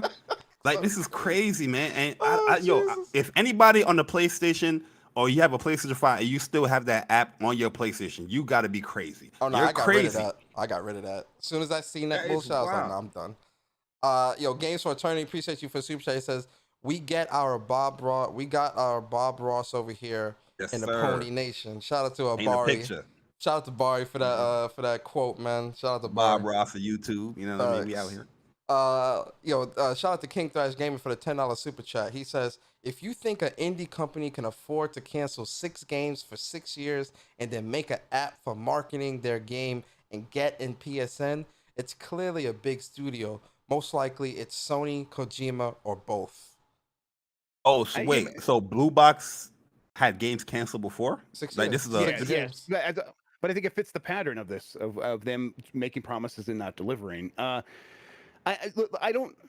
don't know if I agree with this, but I get the sentiment, and I get. But this is circumstantial evidence. Is there anything there that directly points to Kojima or Sony or anything there? It's just we're saying the circumstances look strange, so here's a good explanation that fits that. And while maybe I personally don't think so, but maybe okay, if that is the case, I think that it's more likely that this is just someone who is good at getting himself into these situations and good at getting himself to the point where people do rely on him or do give him some money, and then he doesn't follow through and isn't able to deliver. I mean, having 6 canceled games. Why would Kojima and Sony go work with him? Like, isn't that just as good of a line of reasoning as if he's had 6 canceled games, he must have money this time, and that money can only come from one place. I'm not trying to like undercut anyone's theories here. I'm having a hard time personally believing them. Yeah. And the champion. I know where I'm going after this stream because I know Thrash having a theory on Abandon video that he put out there. I gotta watch that joint right after the stream. He I didn't know too. I didn't know they had like games canceled and all that stuff already. Yeah, that seems. Yeah, there's like a. But if you cancel 6 games, like, yeah, I don't. And see, that's the thing with that. I seen that. I know exactly what he's talking about and what you're talking. Right. I can't find an article or anything pointing to these cancellations or anything like that. So that's why I didn't really want to. I think Fanbyte early on, back in the April reveal, I think Fanbyte did a story on it. I think Imran Khan wrote something that has some of these details in there. So I'll maybe try to find that link. Wait a second. But how does the studio six cancel games and you're still even open? I mean, shit, man. How many studios get canceled after one game? I mean, do we know that it's a full studio though? Do we know that there's like 25 people there? It could just be one guy with a website. Like it could just be one guy with a name with the blue box. It could just be that. And in that situation, I could totally see that that's how this works out. Yeah. And that's why he works with like 7 support studios, which are probably just 7 other contractors, like individual contractors. I mean, I don't know. I feel like there are simple explanations for all of these answers, and we got to like look to those first, or at least as equally as we do to the extravagant explanations. Yeah. I know what answer we can look to. Fraudulent activity. You know, that's what I'm getting. You know what I mean? Fraudulent activity. Yo, Chef, this guy. Yo, Cheffy Wavies, $2 super chat said it's fun because no one really knows what this is. Nah, that ain't fun to me. I'm sorry, bro. That's not fun. I get the mystery, but I get the mystery when the game first revealed and like a couple of months after. But now in August and all this hype and all that stuff, like, yo, you gotta reveal a little something here now. You know, you have people download this app for something you show on Twitter. Come on, man. It's crazy. Yo, and then shout out to King Trash for the $5 super chat. He says, because he doesn't exist, it's Moby Dick all over again. This has already happened. Yeah, but I mean, would he go to the same well again? Would he do the same thing? I mean, maybe he would, but I don't know. He's got us talking about him. You're right. If you're right, yeah, that's a good point. That is a very good point. That we are talking about this a lot, and that's worth something. And if that's someone organizing this and orchestrating that, they deserve all the credit. And King Fresh, if you get this one right, you'll get all the credit, and I will take the L 100%. Yeah. But right now, I'm just speaking from where I am right now and what I believe based on what I'm seeing. And that is, I don't believe that this is anything related to Kojima or Sony or anything more than what it seems like from just looking at it right now. Yeah. And then King Flash again with another $5 super chat. It says Sony wouldn't allow this guy to launch on PSN without showing something. We just have a developer complain about how hard it is to get in PSN. No. Yes, this is a really good point. I have a hard time understanding that. And they're Sony's, a lot of developers. You got valid points. Some developers have come out and said the process of getting into PSN is a very lengthy process. Yeah, so, and like if you don't have a good relationship, so that's where I say maybe that's one of the reasons I think Hassan is good at making these links and making these good relationships. Why he has someone like Jeff Keighley tweeting about him. I think he's good at getting in front of people, and that it might explain it. But if he doesn't have those relationships, how did he get it on PSN? It must be because someone at PSN saw something and they believe in it. And then what is that? So I get why it all fits together for people who are seeing it. And just for me, I see other explanations equally as well. Yeah.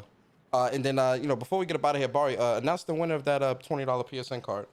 All right, so here we go, man. We are about to select the winner of the $20 PSN card. I'm closing the entries. I'm sorry if you didn't enter your names, but here we go. We're picking it live. Hit the like button. Jeff Grubb is in here. We're about to pick a winner for the 2020 $20 PSN gift card. Here we go. And the winner is Magnificent Black. What? Hey, yes, yo! Hey, congratulations! Shout out to Magnificent Black. Yo, Mag, I'll hit you up on Twitter, and I'll DM you that $20 PSN card. Shout out to Damien because this was his $20 PSN he won yesterday when I did my giveaway on my personal channel for folks that subscribe and the members and whatnot. He won, and he said, "Hey man, give that to somebody on WUPS tomorrow, man, for the culture." I said, all right, bro, man, you a good dude, man. So shout out to both Damien and Magnificent. Congrats on winning. I'll hit you up on Twitter and send you your code. And with that being said, guys, we are going to get into these outros. Jeff, I have to say it has been a pleasure having you here on the show, man. I want to thank you for taking time out of your Saturday to be here with us, man. Thank you. On vacation too. Yeah. No, I'm glad you guys invited me. I'll say that I like listening to you guys when I caught you on Mooch a couple times. I'll start listening to Whoop. You guys are entertaining, and I really appreciate that. I really like that stuff. I like just I consume video game content all the time. I think that's one of the reasons that I can do this job. And I'll say you guys, the chat was very nice, very respectful. I'll say the one thing that did hurt my feelings is Alex E said this is just a job for him that pays well, and that's not what it is at all. Like I mean, I never ever would have ended up here if it was not my life. Gaming has been my life. I just have slightly different taste than some people, and I'll say the reason the PlayStation fragrance thing resonated with me so well is that I recognize and respect the PlayStation fragrance. You look at a PlayStation game, you see the work and the effort and the polish that went into it. For me, that just polishes off some possibilities that I enjoy in other games that tend to be worse, that tend to be a little bit more broken in some ways. But I like playing with broken toys, and that's me. But I still, when I look at a PlayStation game, can totally see that PlayStation fragrance or smell the PlayStation fragrance. So it's just slightly different. But yeah, it does smell good, and there's no denying that. I would never deny that. But yeah, this is my life. So anytime anyone wants to come say, hey Jeff, you want to come on the podcast talk about video games, I'm absolutely going to come. And this has been a really good time. So thanks, guys. I appreciate it. Yeah, man. And listen, if you guys want to support Jeff Grubb, definitely over at Venture Beat, you can support him. But also his links are in the description. The link to his YouTube channel, which is Jeff Grubb's Game Mess, and then also on Twitter at Jeff Grubb. What's your Twitter? Yep. Yeah, at Jeff Grubb. Yeah, at Jeff Grubb. And I tweet too much, so don't feel like you have to follow me. I tweet too much. Maybe put me in a list or something like that, and only look at it sometimes. Yeah, I tell people all the time, don't follow me if you're sensitive. Don't follow me. I make jokes. Yeah, I make jokes all day. It's a bad idea. Yeah, definitely go support. And like I said, man, it's really great having you on. Thank you. We appreciate you, Jeff. Honestly. Anytime, man. Anytime. Yo, Bari, man, give a shout out, bro. Yo, good show, man. Delete abandoned app. Block him on Twitter until there's something of substance from that studio or whatever, Thrash. I'm about to watch that video right after this, man. But yeah, man, it's been a good show. Enjoy this Saturday morning with you guys, man. I appreciate Jeff for coming on the podcast. It was well needed. And yeah, man, enjoy the rest of your weekend, guys. It's gonna be looking nice outside in New York. I don't know if it's gonna rain. Hopefully not. But it looks like it's gonna rain out here in Queens. Definitely some more content to come on the channel. I might do some streams here because Avengers is coming up. Oh yeah. COD is here. We're talking about that war. I'm waiting for that Guilty Gear patch update that's coming for August. So it's definitely going to be a lot of content on the channel for you guys to watch, man. And we're going to be having some speak from the hearts, and we going to talk, man. You know what I mean? So yeah. Oh yeah. And yeah, for me, man, you guys know me, man. Persona, Gaming with Persona. Mr. Politician didn't come out today, man. He's been chilling. As he shouldn't. Yeah, he was watching the show chilling today. Jeff, that's Mr. Politician is a voice I do with the Go XLR. So, I changed my voice and I talk like this, and that's pretty, pretty cool. Mr. Politician, I'm a politician, Yo, so, Mr. Politician didn't come out today. I'm gonna hit my FX button and see what happens. Oh no. Okay, never mind. So, they're showing off guys with the Go XRs, That's the whole point, man. I'm just saying, it's a great piece of device. We're gonna show off. Exactly. As you should. I respect that. Exactly. I respect that. But listen, for me, man, I'm Gaming with Persona. You can follow me on Twitter at Persona Speaks. My personal YouTube is Gaming with Persona. Got some streams coming up. COD Sundays is back officially because me and Bari have definitely been playing COD a lot. COD Sundays, I think it's safe to resurrect COD Sundays. Yes, Bari? Yes? Yeah. Yes, yeah, wonderful. Sure. Okay, right. So COD Sundays, I'll be streaming COD. And then during the week, obviously, when Persona Speaks, we'll definitely be talking about a bunch of different things. And then the Avengers War Table is Monday. So I'm definitely going to be, live reactions to that. And then if there's a PlayStation event this week, next week. You best believe it's a live reactions to that. You feel me? So get your sodium luck, up. Take it with a grain of salt. oh yeah, take it with get that ionized salt out the cabinet real quick. You're gonna need salt, ionized salt, whatever salt you guys. August 19th is my first day back from vacation, so read into that what you will. Now, That's just a joke. how That's great just would a that joke, be? Your everybody. first day back, and you got a lot of work ahead. I make a joke that we've been taking so many grains of salt. I think the whole gaming community has high blood pressure. Yeah. All this grain of salts we've been taking. Absolutely. But a lot of content coming to the personal channel. And listen, man, we appreciate you guys coming through. Appreciate the supporters. Shout out to the super chatters, to the lurkers, everyone. We hope you guys have a wonderful weekend. Please be safe. And yeah, man, we'll see you guys next Saturday, same time, same place, same crew, the Wups crew.